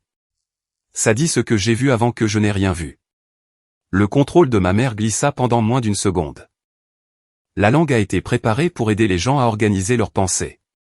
Ça dit que Willa a pleuré depuis une fenêtre de l'étage, dis-je. Willa n'est pas dans cette maison. Marjorie regarda vers le 2e étage, comme si mes mots avaient révélé quelque chose auquel elle ne s'attendait pas. Deux parents soutinrent encore que je devrais ouvrir le portail et mettre fin au conflit en privé. L'un dit que toutes les familles faisaient des erreurs et que d'embarrasser mes parents devant leurs amis ne ferait que blesser Willa plus tard. D'autres étaient devenus silencieux. Une femme qui avait apporté un plat couvert le remit dans sa voiture. Un homme près de la navette sortit son téléphone et commença à relire l'invitation. Eleanor se tenait devant le portail, les larmes aux yeux, mais elle ne me demanda pas de la réconforter. Le shérif Ross demanda la permission de photographier la déclaration. Eleanor dit oui, car elle lui avait été adressée et remise. Ma mère protesta que le document était confidentiel. Le shérif Ross lui dit qu'il ne faisait que documenter du matériel fourni volontairement par son destinataire et qu'il ne débattrait pas de son cas juridique au portail. Je relus la dernière ligne. Elle demandait au signataire de certifier que la déclaration était vraie au meilleur de sa connaissance et pouvait être présentée au tribunal. Le gâteau d'anniversaire, la caméra, l'invitation et les 40 invités n'avaient jamais été des parties distinctes d'une célébration. C'étaient les pièces d'une usine à preuves. Mes parents avaient préparé les souvenirs avant de créer l'événement. Je pliai la déclaration une fois et regardai les invités. Je n'avais plus besoin de les persuader que ma mère avait menti. Je devais clarifier 3 faits, puis les laisser décider s'ils étaient prêts à signer leur nom sous une histoire écrite avant leur arrivée. Je demandai au shérif Ross si je pouvais placer une table pliante juste à l'intérieur du portail. Ma mère me fixa, attendant la crise de nerfs qu'elle avait promise à tout le monde. Au lieu de cela, je suis rentré pour apporter les documents qu'elle avait espéré que personne ne lirait jamais. Je suis revenu sur le porche, portant une table pliante sous un bras et un porte-documents contre ma poitrine. Le shérif Ross n'ouvrit le portail que juste assez pour que je puisse placer la table à l'intérieur de la limite de la propriété. J'y ai posé 3 documents, là où quiconque se tenant à l'extérieur pourrait les lire sans entrer. Le premier était la lettre du docteur Patel, confirmant qu'un rassemblement de 40 personnes créait un risque médical évitable pendant la convalescence de Willa. Le deuxième était l'avis écrit que mes parents avaient reçu avant de tenter d'entrer à la ferme. Le troisième était la proposition d'appel vidéo qu'ils avaient rejetée. Je n'ai pas lu les papiers à voix haute, ni demandé aux invités de choisir entre ma mère et moi. Je leur ai donné 3 faits. Willa n'est pas dans cette maison. Son médecin n'a pas approuvé ce rassemblement. Je n'ai jamais donné la permission pour un événement sur cette propriété. Ma mère fixa la table. Tu as organisé tout ça pour nous faire passer pour dangereux. J'ai fait en sorte que Willa soit en sécurité. Tu l'as emmenée avant que ses propres grands-parents ne puissent la voir. Je vous ai proposé un appel vidéo supervisé. Vous avez refusé. Ce n'est pas ce que nous avions demandé. Plusieurs invités se rapprochèrent du portail. Une femme lut la lettre du docteur Patel pendant que son mari comparait les dates sur mon avis écrit avec la date imprimée sur la déclaration d'Eleanor. Les pages n'exigeaient de personne qu'ils fassent confiance à mon ton ou qu'ils comprennent notre histoire. Elles montraient que mes parents connaissaient la restriction médicale, avaient reçu une alternative sûre et avaient quand même annoncé le rassemblement. Marjorie réalisa que la conversation échappait à son contrôle. Elle se tourna vers les invités et éleva la voix. C'est ce que fait Grace. Elle réduit toute une famille à des documents et à des règles. Elle faisait la même chose quand Daniel était en vie. Elle l'a forcé à choisir entre sa femme et tous ceux qu'il avait aimés avant qu'elle n'arrive. Le nom de Daniel frappa là où elle le voulait. Pendant 3 ans, j'avais porté des questions privées, me demandant si sa vie aurait été plus facile si j'avais cédé plus souvent. Il avait défendu notre maison, notre mariage et les besoins de Willa, mais ma mère avait toujours décrit son soutien comme la preuve que je le contrôlais. Elle savait que le deuil pouvait rendre une vieille accusation nouvellement plausible. Les invités attendaient que je défende mon mariage. Ma mère attendait que je lui dise ce que Daniel avait dit d'elle après qu'elle ait quitté notre maison, ou combien de soirées il avait passé à me calmer après qu'elle m'ait traité d'égoïste. Je ne lui ai pas donné cette dispute. Il ne s'agit pas de savoir si vous m'aimez, dis-je. Il s'agit de savoir si vous obéissez à une limite médicale dans une maison qui ne vous appartient pas. Un homme près de la navette déplia complètement sa déclaration. Marjorie, la mienne dit aussi que Willa pleurait à la fenêtre. Une autre invitée sortit son formulaire d'un sac à dos. La mienne aussi. Le premier homme regarda vers la fenêtre vide de l'étage. Comment sommes-nous censés confirmer ça si la fille de Grace n'était même pas là? Ma mère répondit que les documents n'étaient que des guides. Des guides pourquoi? Demanda Eleanor. Pour se souvenir de quelque chose qui n'est jamais arrivé. Ils aidaient les gens à comprendre le schéma plus large. Une des femmes de l'église secoua la tête. Tu m'as dit que c'était une déclaration de souvenirs sur votre mariage. Elle inclut des souvenirs. Elle dit que j'ai vu un shérif maîtriser Grace. Marjorie pinça les lèvres. Cette formulation aurait pu être ajustée après l'événement.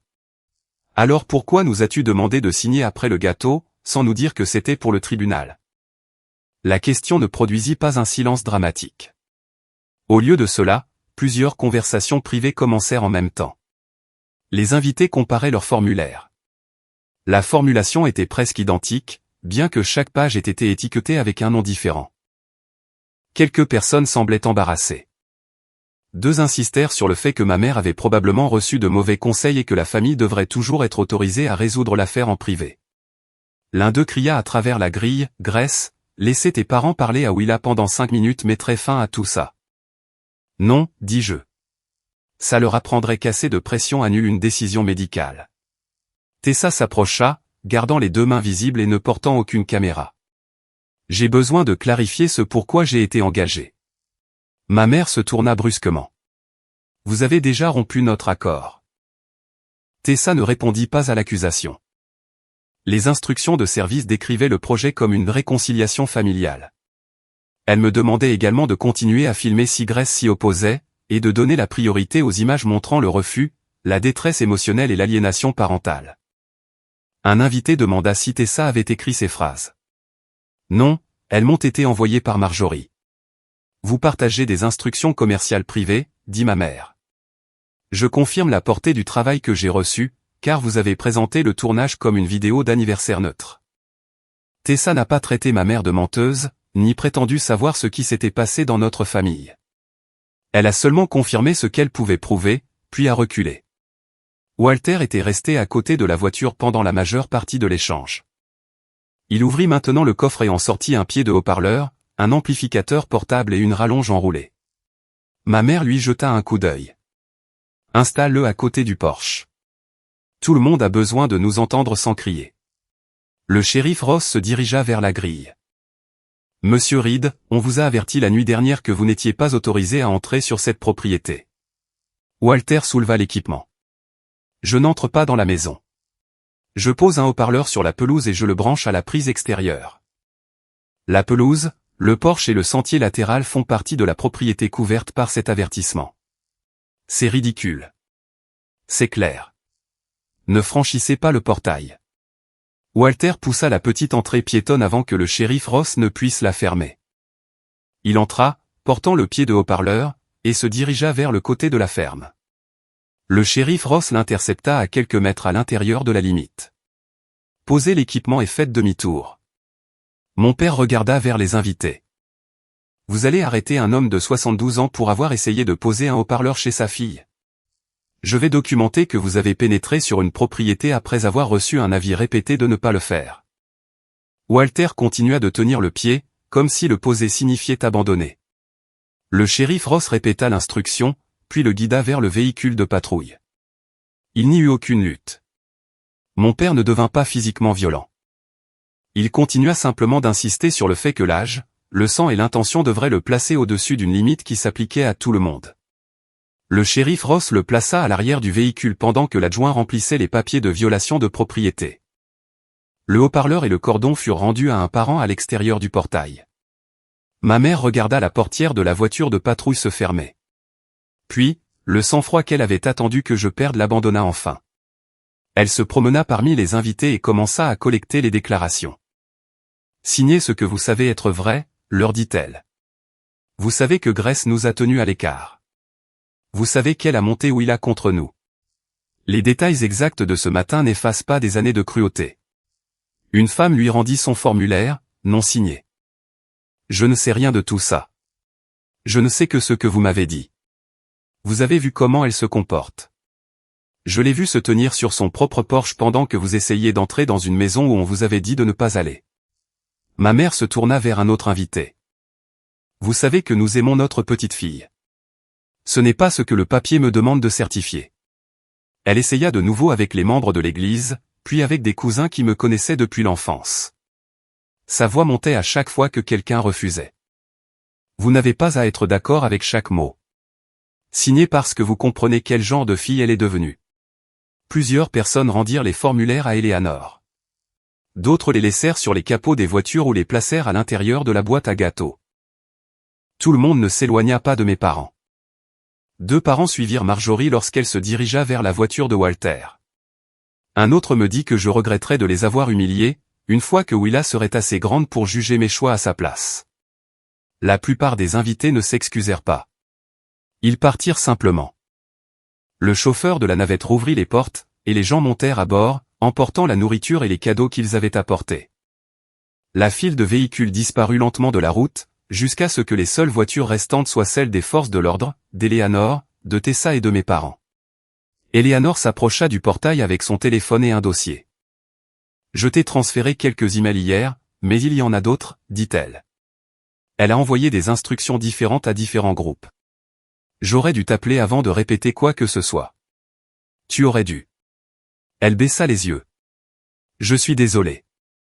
Ce n'était pas une réparation complète, mais c'était la première excuse que quelqu'un m'ait faite sans me demander de la lui faciliter. » Eleanor envoya les messages restants à mon email et donna au shérif Ross la permission de conserver une copie du formulaire qui lui était adressé.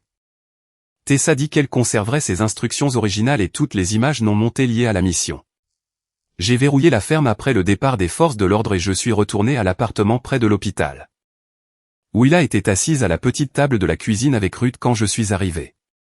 Elle étudia mon visage avant de me demander ce qui s'était passé. « Les invités ne sont pas entrés, dis-je.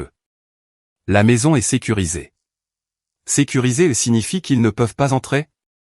Ça signifie que les portes sont verrouillées, que la loi reconnaît qu'on leur a dit de rester à l'écart, et que nous savons qui n'a plus la permission de les ouvrir. Elle hocha lentement la tête. Ruth nous laissa seuls pendant que Willa attrapait la vieille tablette pour trouver un jeu de cartes. L'écran s'alluma avant qu'elle ne touche l'application. Un nouveau message de ma mère apparut en haut. « Si quelqu'un du tribunal te pose des questions, souviens-toi de dire que tu te sens piégé. Utilise ce mot exact pour qu'ils comprennent. » Willa me regarda, et le sang se retira de son visage. J'en avais déjà assez vu pour savoir que mes parents voulaient contrôler l'histoire racontée sur moi. Je n'avais pas encore compris avec quel soin ils apprenaient à ma fille les mots qu'ils voulaient qu'elle dise. J'ai demandé à Ruth de nous laisser quelques minutes, puis je me suis assise à côté de Willa à la petite table de la cuisine. Le message de ma mère restait affiché sur l'écran de la tablette. « Si quelqu'un du tribunal te pose des questions, souviens-toi de dire que tu te sens piégé. Utilise ce mot exact pour qu'ils comprennent. » Willa tendit la main vers l'écran, mais je posai la mienne sur la sienne. « Tu n'as pas à expliquer quoi que ce soit avant d'être prête. Je crois que tu dois lire le reste. » Elle déverrouilla la tablette et ouvrit la conversation complète. Les messages remontaient à près de 3 mois, commençant avant que Willa n'entre à l'hôpital pour sa greffe. Au début, mes parents avaient posé des questions ordinaires sur son appétit, ses infirmières et si elle avait peur. Puis, les questions étaient devenues plus délibérées. Te sens-tu isolé des gens qui t'aiment? Est-ce que ta mère te laisse prendre tes propres décisions? As-tu peur qu'elle se fâche si tu n'es pas d'accord avec elle? Préférerais-tu te rétablir quelque part où tu pourrais voir plus de ta famille? Les réponses de Willa étaient brèves. Elle avait écrit qu'elle était fatiguée, que l'hôpital limitait les visiteurs et qu'elle voulait rentrer à la maison avec moi.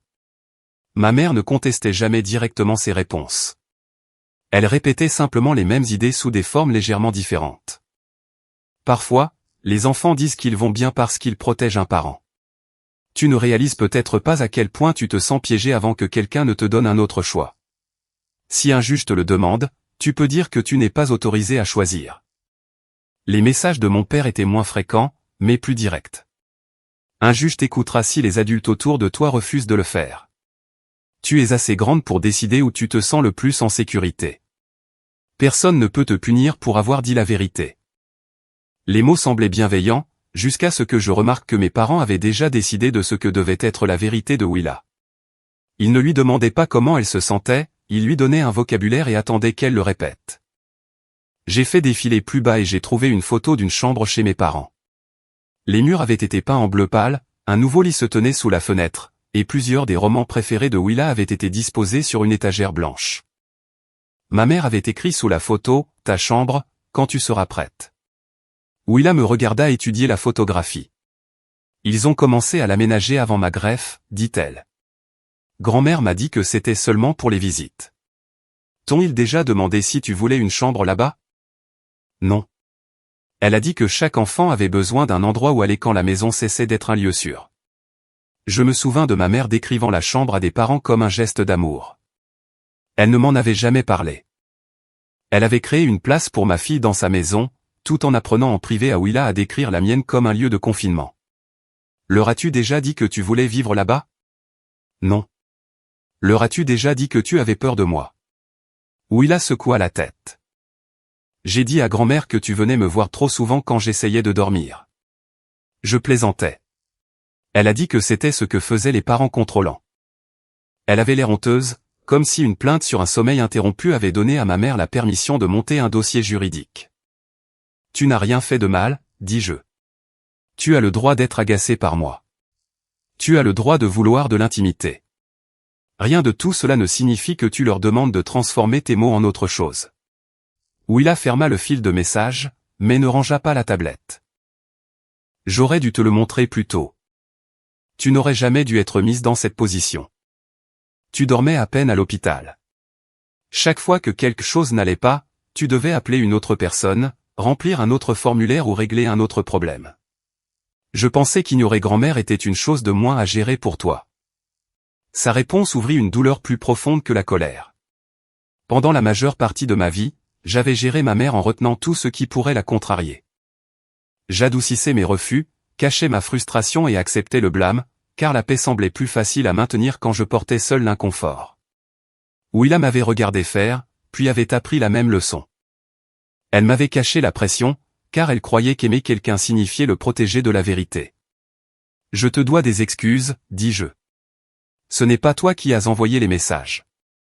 Non, mais je t'ai laissé croire que garder les adultes calmes faisait partie de ta responsabilité. Ce n'est pas le cas. Elle baissa les yeux sur ses mains. Tu avais déjà assez de soucis comme ça. Mon travail est de porter les problèmes d'adultes. Ton travail est de te rétablir, de me dire la vérité et d'avoir 15 ans chaque fois que ton corps t'en donne la force. Et si la vérité empire tout? La vérité peut mettre les gens en colère. Ce n'est pas la même chose qu'empirer les choses. Je lui ai demandé si Lina pouvait recevoir des copies des messages. Willa accepta, mais elle ne voulait pas comparaître au tribunal, ni parler devant mes parents. Tu ne devrais pas avoir à le faire, lui dis-je. Nous demanderons que tes paroles soient traitées sans faire de toi une autre performance. J'ai photographié les messages restants, y compris la photo de la chambre, et j'ai sauvegardé les fichiers par date. Je n'ai pas demandé à Willa d'expliquer chaque réponse ou de défendre chaque phrase. Le schéma était déjà clair. Ce soir-là, Tessa m'envoya un dossier sécurisé contenant les instructions de tournage originales, ses emails avec ma mère et les images enregistrées devant le portail. Un email décrivait le but du projet comme étant de créer un enregistrement clair du refus. Un autre demandait à Tessa de continuer à filmer si j'élevais la voix, pleurais, partais ou tentais d'empêcher les invités de s'approcher de la maison. Les images montraient ma mère demandant aux gens de se diriger vers les enveloppes avant même le début de l'événement. Gardez-les avec vous jusqu'à ce que Grace nous refuse, disait-elle à un groupe. Ensuite, signez pendant que les détails sont frais. Un homme demanda s'il devait écrire sa propre description. Ma mère répondit, la formulation a déjà été préparée. Vous n'avez qu'à la confirmer. La caméra de Tessa avait capturé la déclaration clairement. Il n'y avait aucun malentendu sur le moment où les papiers devaient être utilisés, ni sur le fait que les invités les avaient écrits eux-mêmes. Eleanor envoya ses propres documents plus tard dans la nuit.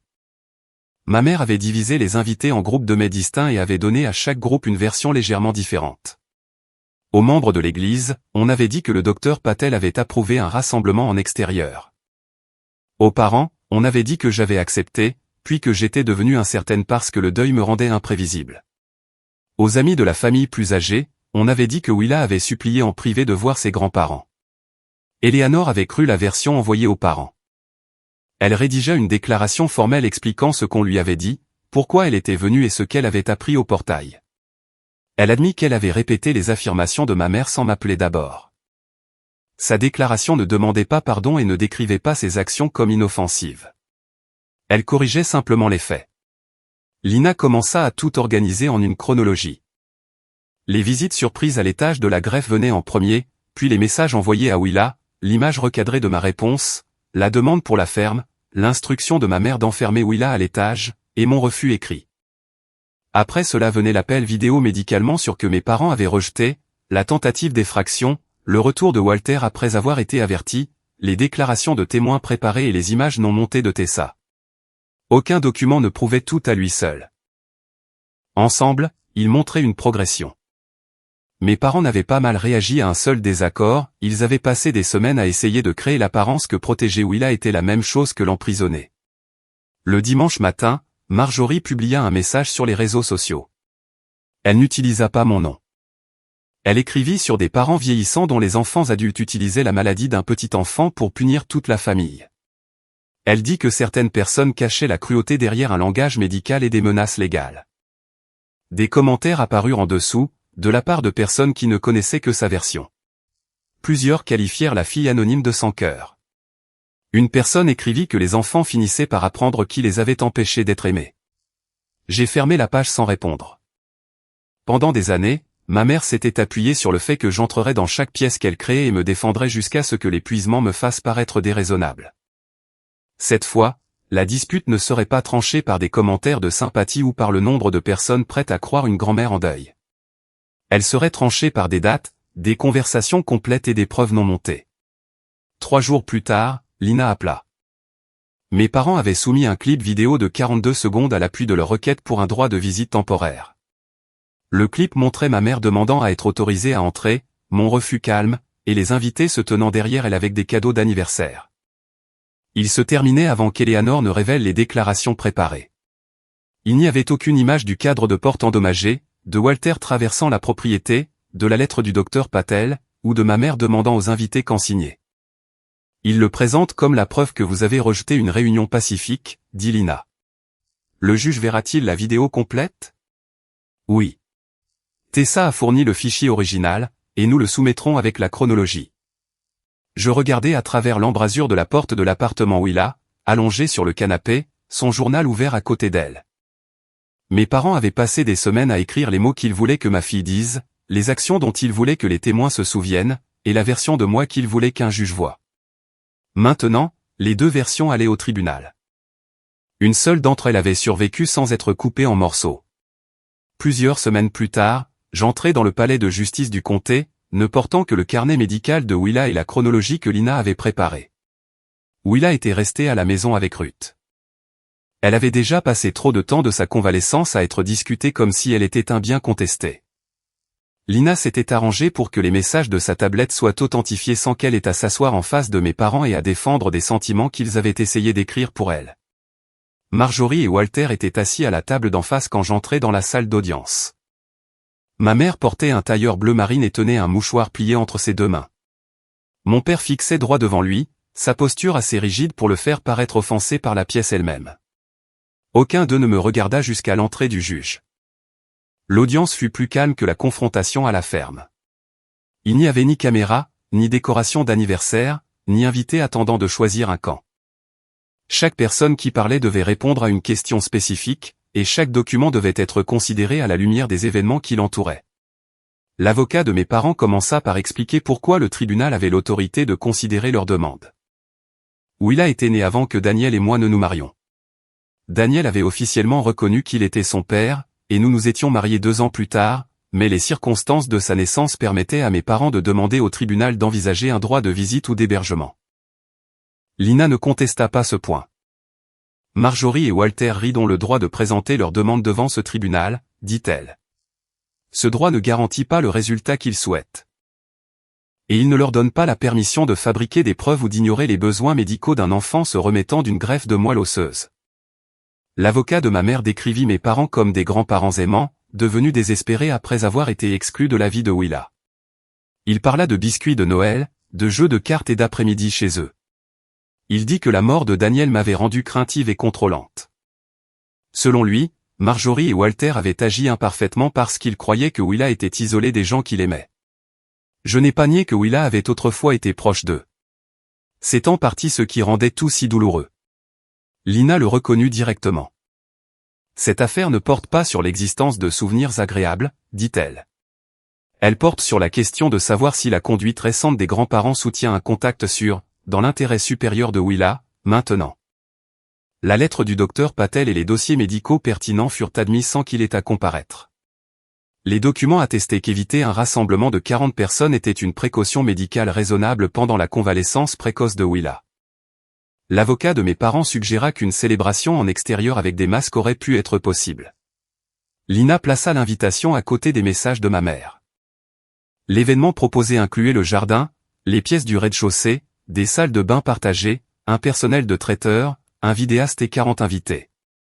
Quand Grace a expliqué le risque, Marjorie n'a pas proposé de réduire le rassemblement ou de le déplacer. Elle a suggéré d'enfermer Willa à l'étage.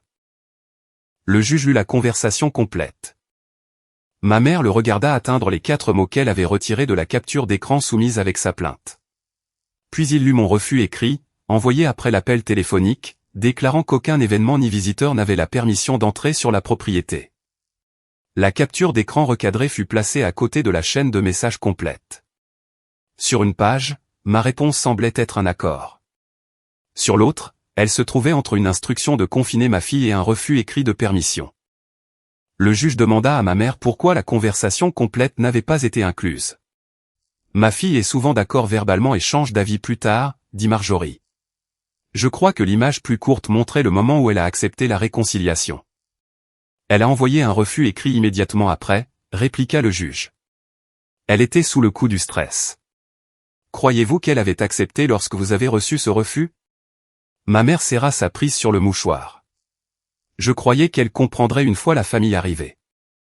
C'était sa première tentative d'inverser le sens de ce qui s'était passé. Elle n'avait pas ignoré mon refus, elle prétendait avoir simplement cru que 40 personnes pourraient m'aider à reconnaître la décision qu'elle avait déjà prise pour moi. Le shérif Ross témoigna sans discuter de notre relation familiale. Il confirma que j'avais documenté le litige avant le week-end et fourni la preuve que mes parents avaient été informés de ne pas entrer à la ferme. Il décrivit le refus du serrurier d'ouvrir la porte latérale après que je me sois identifié comme la propriétaire. Il expliqua ensuite que Walter avait pris un pied de biche de son propre véhicule et l'avait utilisé contre le cadre de la porte, après avoir reçu un autre avertissement direct. L'avocat de mon père demanda si Walter m'avait menacé. Non, dit le shérif Ross. Il a tenté de forcer l'entrée d'une résidence après que la propriétaire lui en ait refusé l'autorisation. L'avocat demanda si Walter semblait confus quant à la propriété. Il a dit que c'était une propriété familiale. L'acte de propriété fourni par Grace listait Grace et son défunt mari. Lorsque Walter témoigna, il répéta initialement que la ferme avait toujours été utilisée pour les réunions de famille. Lina lui demanda s'il avait reçu mon avis écrit avant d'engager le serrurier. Il marqua une pause. Oui. Cet avis disait-il que vous aviez la permission d'entrer? Non, mais nous pensions que nos droits en tant que grands-parents étaient ignorés. Avez-vous montré au serrurier un document vous donnant le droit d'entrer? Non. Après le refus du serrurier, avez-vous utilisé votre propre outil contre la porte? Walter regarda ma mère. J'essayais d'ouvrir une maison où ma petite fille était tenue à l'écart de nous. Willa n'était pas dans la maison. Je ne le savais pas. Vous saviez que Grace avait refusé la permission. Le visage de mon père se durcit. Oui, je le savais. Ce n'était pas une excuse. Il n'admit pas que la limite était raisonnable. Il admit seulement qu'il avait compris le mot « non » avant de décider qu'il ne s'appliquait pas à lui. Tessa témoigna ensuite. Elle expliqua qu'elle avait été engagée pour filmer un anniversaire et une réconciliation. Elle confirma que les instructions de ma mère mettaient l'accent sur la capture de mon refus, de ma réaction émotionnelle et de toute tentative que je ferais pour empêcher les invités de s'approcher de la maison. La vidéo complète fut admise. Elle montrait Marjorie demandant aux invités de garder leurs enveloppes assignées jusqu'à ce que je refuse l'entrée. Elle la montrait leur disant que la formulation avait déjà été préparée et qu'ils n'avaient qu'à la confirmer. L'avocat de mes parents argua que les instructions faisaient partie d'un projet de style documentaire, destiné à préserver un moment familial honnête. Puis, Eleanor prit la barre des témoins. Elle admit qu'elle avait cru Marjorie et qu'elle avait assisté à l'événement en s'attendant à la soutenir. Elle décrivit avoir reçu un formulaire étiqueté à son nom et s'être entendu dire que c'était une déclaration de souvenir de famille. Lina lui montra les paragraphes me décrivant en train de crier, Willa pleurant depuis une fenêtre de l'étage et le shérif Ross me maîtrisant. L'un de ces événements s'est-il produit lorsque vous avez reçu ce formulaire? Demanda Lina. Non. Willa était-elle à l'intérieur de la ferme ce matin-là? Non. Le shérif Ross a-t-il maîtrisé Grace? Non. Marjorie vous a-t-elle dit que la déclaration pourrait être utilisée au tribunal? Pas avant que je ne la remette à Grace. Le juge demanda à ma mère pourquoi le formulaire décrivait des événements avant qu'ils ne se produisent. C'était un projet pour le cas où, dit Marjorie. Notre avocat nous a conseillé de documenter le schéma si Grace se comportait comme elle l'avait fait auparavant. L'avocat de mes parents se déplaça sur son siège. Le juge baissa les yeux sur la page. Ce formulaire ne prévoit pas d'espace pour qu'un témoin décrive ce qui s'est passé. Il fournit les événements et demande une signature. Il était destiné à aider les gens à organiser leurs pensées, répondit ma mère. Sur un événement dont il n'avait pas été témoin. La voix de ma mère s'aiguisa. Vous n'avez pas grandi avec Grace. Elle a toujours réagi de cette façon lorsque la famille la contestait. Le juge jeta un coup d'œil à la vidéo non montée. Dans l'enregistrement devant moi, elle est restée sur son porche et a présenté des documents écrits. Quelle partie de cette conduite correspond à la crise décrite dans votre formulaire? Ma mère n'eut aucune réponse qui n'exigea pas d'inventer une autre version de la matinée. La dernière preuve concernait les messages envoyés à Willa.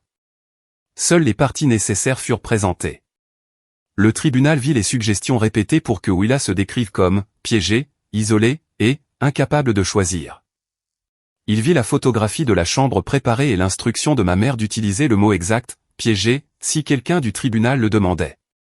Ma mère dit qu'elle avait donné à Willa un langage pour exprimer des sentiments que la jeune fille avait peur d'admettre.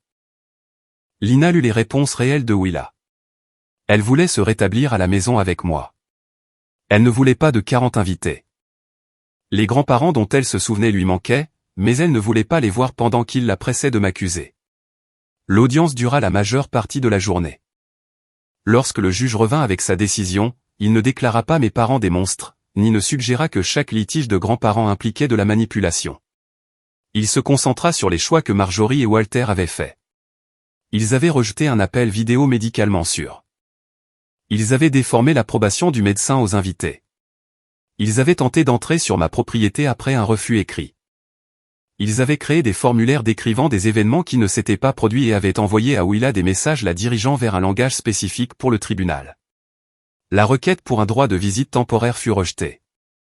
La plainte pour droit de visite ou d'hébergement des grands-parents fut également rejetée, car le plan que mes parents avaient mis en œuvre ne servait pas l'intérêt supérieur de Willa, en particulier pendant une période médicalement vulnérable. Le juge leur ordonna de payer une partie des frais de justice raisonnables causés par les preuves recadrées et la manière dont l'événement avait été présenté. Il ne délivra pas une ordonnance restrictive générale du tribunal de la famille. Il précisa que je conservais l'autorité de décider des contacts en tant que parent de Willa, tandis que l'entrée de Walter sur la propriété de la ferme serait traitée séparément dans l'affaire de violation de propriété. J'avais imaginé le soulagement arrivant comme une porte qui s'ouvre. Au lieu de cela, je regardais de l'autre côté de la salle d'audience les deux personnes qui m'avaient élevé et je sentis le chagrin s'installer là où la peur avait été. Gagner ne me donnait pas des parents différents, cela m'obligeait seulement à cesser de prétendre que les parents que j'avais étaient plus sûrs que leur choix ne l'avaient montré. À l'extérieur de la salle d'audience, Walter marcha devant sans parler. Marjorie attendit que Lina s'écarte pour répondre à un appel, puis me tendit une enveloppe scellée.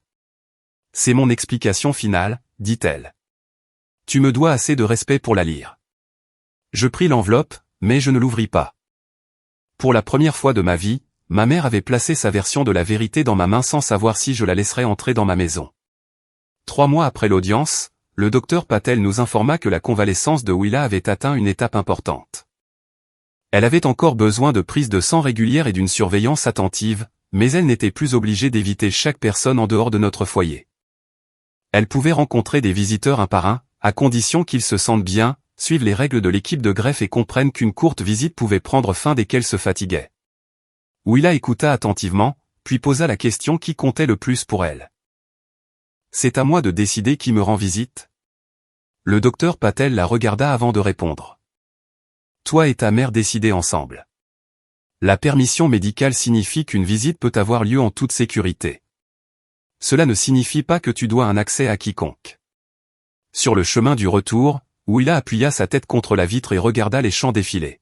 « J'aurais aimé que quelqu'un dise ça avant que tout ça ne commence, » dit-elle. J'aurais aimé le comprendre plus tôt. Les conséquences pour mes parents arrivèrent sans l'effondrement dramatique qu'ils avaient autrefois prévu pour moi. Il n'y eut pas de caméra de télévision, ni de foule rassemblée pour les voir tout perdre en un seul après-midi. Au lieu de cela, les pertes vinrent par des conversations ordinaires, des accords signés et des portes qui ne s'ouvraient plus pour eux. Après le rassemblement de l'anniversaire, plusieurs invités comparèrent les messages que ma mère leur avait envoyés. Les membres de l'église découvrirent qu'on leur avait dit que le docteur Patel avait approuvé l'événement. Les parents apprirent que ma mère avait prétendu que je voulais une réconciliation filmée. Les amis de la famille plus âgée réalisèrent qu'elle leur avait dit que Willa suppliait en privé de voir ses grands-parents. Chaque version avait été façonnée pour la personne qui la recevait. Le conseil de l'Église retira à Marjorie son rôle de coordinatrice des événements sociaux. Leur décision n'était pas basée sur notre conflit familial privé, elle avait utilisé la liste de contacts de l'Église pour recruter des invités, avait déformé l'état de santé d'un enfant et avait distribué des papiers destinés à un litige judiciaire sans expliquer ce qu'ils étaient. Ma mère dit à Lina que l'Église l'avait abandonnée parce que tout le monde avait peur des ennuis judiciaires. La lettre du conseil disait quelque chose de plus simple, la confiance était nécessaire pour toute personne ayant accès aux informations privées des membres, et Marjorie avait brisé cette confiance. Walter accepta un accord dans l'affaire de violation de propriété. Il paya pour le cadre de porte endommagé, accomplit une période de probation et accepta de ne pas entrer ou approcher la ferme sans permission écrite. Il ne s'excusa pas. Par l'intermédiaire de son avocat, il décrivit les dommages comme le résultat d'un malentendu émotionnel entre un père et sa fille. Le dossier du tribunal le décrivit comme une tentative d'entrer sur une propriété après que le propriétaire ait clairement refusé l'accès. Mes parents payèrent également la partie de mes frais de justice ordonnés par le tribunal de la famille. Cela ne restaura pas les économies d'urgence que Daniel et moi avions constituées, mais le paiement importait pour une autre raison. Pour une fois, le coût de leur choix ne m'appartenait pas entièrement. Lina les informa que toute communication nécessaire devait passer par son bureau. Je bloquai leur numéro sur la tablette et le téléphone de Willa, puis changeai l'adresse email liée à ses comptes médicaux. Marjorie n'avait plus de demande de visite en attente. Walter ne pouvait plus traiter la ferme comme un endroit où il était en droit d'entrer. Ni l'un ni l'autre ne pouvait transformer une apparition inattendue en une autre occasion d'exiger une réponse immédiate. Le calme qui s'ensuivit semblait inhabituel. Pendant des années, le silence de ma mère avait signifié une punition. C'était la pause qu'elle créait pour que je devienne assez anxieuse pour appeler, m'excuser et réparer la limite qui l'avait offensée. Ce silence m'appartenait. Je ne le sentais pas. Tante Eleanor contacta Lina 6 semaines après l'audience et demanda si Willa pourrait envisager une courte visite. Elle inclut les dates où elle serait disponible et promit de suivre toutes les exigences médicales que nous fixerions. Elle ne me demanda pas de garder la demande secrète de Willa, ni n'insinua que refuser prouverait que j'étais amère. J'ai montré le message à Willa. Tu n'es pas obligé de la voir, dis-je. Willa le lut 2 fois. Tu penses qu'elle fait ça seulement parce qu'elle se sent coupable? Elle se sent probablement coupable. Cela ne nous dit pas si ses excuses seront honnêtes. Qu'est-ce que tu veux que je fasse? Je veux que tu choisisses sans te soucier de ce que je veux. Elle demanda un jour pour réfléchir, puis accepta 20 minutes sur le porche arrière. Eleanor séjourna dans un hôtel plutôt que de demander à dormir à la ferme. Elle confirma qu'elle se sentait bien, effectua le test recommandé par l'équipe de greffe et porta un masque dès l'instant où elle sortit de sa voiture. Elle n'apporta aucun cadeau et ne tenta pas de prendre Willa dans ses bras. Nous nous sommes assises toutes les trois sous le toit du porche, tandis qu'une légère pluie tombait sur les champs. Eleanor garda les 2 mains autour d'une tasse de café qu'elle toucha à peine. J'ai cru ta grand-mère parce que son histoire était plus facile que d'appeler ta mère et de poser une question difficile, dit-elle à Willa. Puis j'ai répété cette histoire à d'autres. Je suis désolé. Elle ne dit pas qu'elle n'avait que de bonnes intentions. Elle n'expliqua pas que Marjorie pouvait être persuasive, ni ne nous demanda de nous souvenir depuis combien de temps elles étaient sœurs. Willa l'étudia. Pensais-tu vraiment que maman me tenait piégée? Je me suis autorisé à le croire sans te le demander. Ce n'est pas la même question. Eleanor hocha la tête. Non. Je ne savais pas quoi penser, et j'ai agi comme si l'incertitude me donnait la permission de croire le pire. Willa ne lui pardonna pas pendant cette visite. Elle parla de l'école, des livres qu'elle avait lus et du nichoir à oiseaux devant sa fenêtre. Quand les 20 minutes furent écoulées, Eleanor se leva sans demander plus de temps. Avant de partir, elle me regarda et dit « Merci de m'avoir permis de demander correctement ». Ce n'était pas une réparation complète. C'était le début d'une « menée sans force ». L'enveloppe scellée de ma mère resta dans le tiroir de mon bureau pendant plusieurs semaines. Certains soirs, j'imaginais ce qui pouvait se trouver à l'intérieur. Peut-être qu'elle avait écrit des excuses. Peut-être qu'elle avait arrangé chaque phrase pour que ses actions ressemblent au résultat inévitable de son amour trop profond pour Willa. Elle aurait pu blâmer Walter, l'Église, son avocat ou moi. Elle aurait pu offrir son pardon pour la douleur qu'elle croyait que je lui avais causée. Finalement, je compris qu'ouvrir l'enveloppe me replacerait dans la même vieille conversation. Marjorie parlerait, et je passerais des jours à décider quelle partie méritait une réponse. Je l'ai envoyée à Lina, non ouverte. Lina la retourna à ma mère avec un bref avis indiquant que je n'acceptais pas de correspondance personnelle.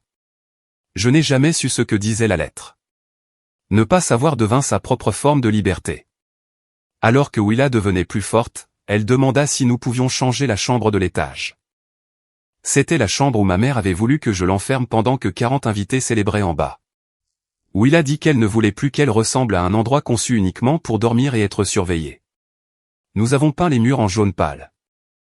J'ai lavé les rideaux, et elle a insisté pour les ouvrir aussi grands que les cadres le permettaient. Nous avons déplacé un petit bureau sous la fenêtre, ajouté des étagères pour ses carnets de croquis et placé un fauteuil profond dans le coin où elle pourrait lire quand elle n'avait pas l'énergie de descendre. Willa fabriqua un panneau en bois pour la porte, la guérison se passe ici. Entrée sur invitation. Elle me demanda si la formulation semblait trop sévère. Elle semble claire, dis-je. Un an après le jour où je l'avais ramenée du centre de greffe, Willa me tendit une feuille de papier de cahier. Sinon y était écrit. Ruth et son mari y figuraient, ainsi qu'Eleanor, 2 amies de l'école et une infirmière du centre de greffe qui étaient restées en contact. Je veux déjeuner sur le porche, dit-elle. Rien de grand. Tout le monde a déjà accepté de suivre les règles. Je regardais par la fenêtre le portail où 40 personnes avaient autrefois attendu que je cède. Puis je regardais la liste que ma fille avait écrite elle-même. Personne n'avait choisi les invités pour elle. Personne ne leur avait promis l'accès avant de demander la permission. Aucune caméra n'attendrait la mauvaise réaction. Willa sourit prudemment. Ce serait d'accord ? D'accord, dis-je. Pour la première fois, ces mots ne signifiaient pas que j'avais cessé de me battre pour me préparer à un combat. C'était une réponse libre, donnée à l'intérieur d'une maison qui nous appartenait de nouveau. La famille ne s'est jamais mesurée au nombre de personnes pouvant se rassembler devant une porte. Elle se mesurait à qui respectait cette porte quand elle se fermait, et qui attendait d'entrer jusqu'à y être invité.